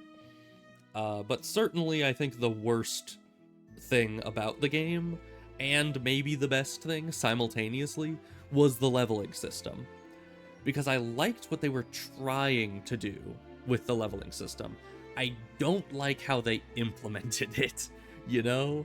Because if they had made it so it was like the first game, in that every time you kill something, you get a set amount of XP, but they made it so that it still has this game's type of leveling, in that your XP is then distributed to the skills you used during that fight, that would be good, you know? Like, if they made it so that, for instance, if you had one character, and that one character were to punch an enemy that gives 100 XP, then it would be, like, distributed to maybe 50% of the XP, so 50 XP, goes to your weapon skill, because I'm assuming that by punching, I mean you just punched it, not using a spell or anything. And then 25% would go to the health, and 25% would go to, like, other skills, like maybe evasion or something like that. But then again, you didn't actually evade anything. But you know what I mean. If they had made it so it was more, every fight gave you some improvement, even just a little bit, and it was spread out amongst your different skills that you used, thus the more you used something, the more XP would be put towards it, and thus it would level up fastest. That would be cool. That would be a very good system, and I would have liked it. But the issue was how finicky it was. Because I could fight, like, a couple dozen enemies, which takes a long time. That's a lot of effort to put in, and not see any actual XP come out of it. You know, you get a little bit of a health boost every so often, maybe a little bit of an evasion boost, maybe a little magic defense, you know, oh, throw us a bone kind of thing. But the main thing I was looking at, personally, was weapon skill and damage output. Because when it comes to fist fighting, sure, it was already pretty dang overpowered, but I wanted to see how overpowered it could get. I wanted that to keep leveling. And every fight I went through with no visible change to the fist fighting was like, why did I fight that battle? Like, I got nothing out of it. You know, even if it was just 1 XP to the fist fighting out of like 1,000, I'd be like, oh, I'm making progress. I'll get there someday. But when you see just literal 0, it's discouraging, you know? So to have it just be a random chance based on the enemy's level and the level of your skill to ever give any XP, and then it kind of goes up in big bursts when it does just so happen to actually put XP into it, it was kind of brutal, you know, a little demoralizing as the game went on and as levels got harder to get. It just felt like most fights did diddly, you know, until I did like the ×4 boost when I started doing the dedicated farming. That's when it started to feel like, oh, I'm actually getting power out of this. But even then, there were fights where maybe one person would get some health. And I'm just sitting there like, whoop-de-frickin-do, got some health. My spells didn't level up, my offense didn't level up. I just have like 300 more health on one guy. Great, that was a worthwhile battle. Like, you know, it felt a little not great, the leveling system. So, as I said, best part of the game and the worst part of the game simultaneously was the leveling system. But we'll see how the third game's leveling system is, and if it is better or worse. Or both. Maybe it'll be both better and worse, like how this is the best and worst at the leveling. It's like, it might just be more extremes of the same. Who knows? Also, this credit sequence is longer than I thought, so we're probably gonna end off before it ends because my voice is starting to hurt from talking a lot.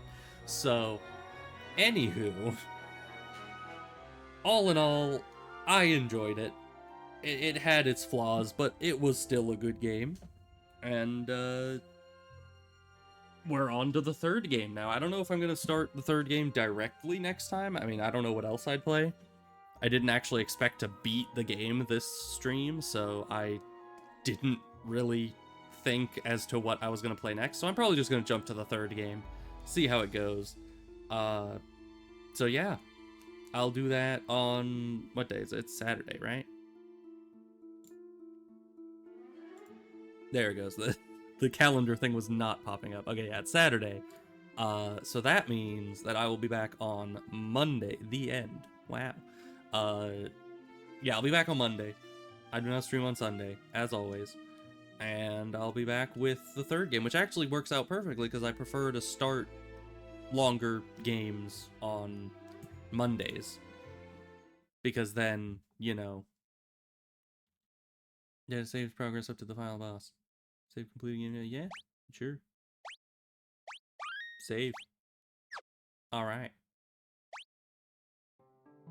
So yeah, it works out perfectly. We can start the third game on Monday, and that'll be delightful. So, we're gonna go to the ending screen, and I'm gonna stop talking before my voice explodes. So, I will see you guys on Monday. Goodbye. Have a good weekend.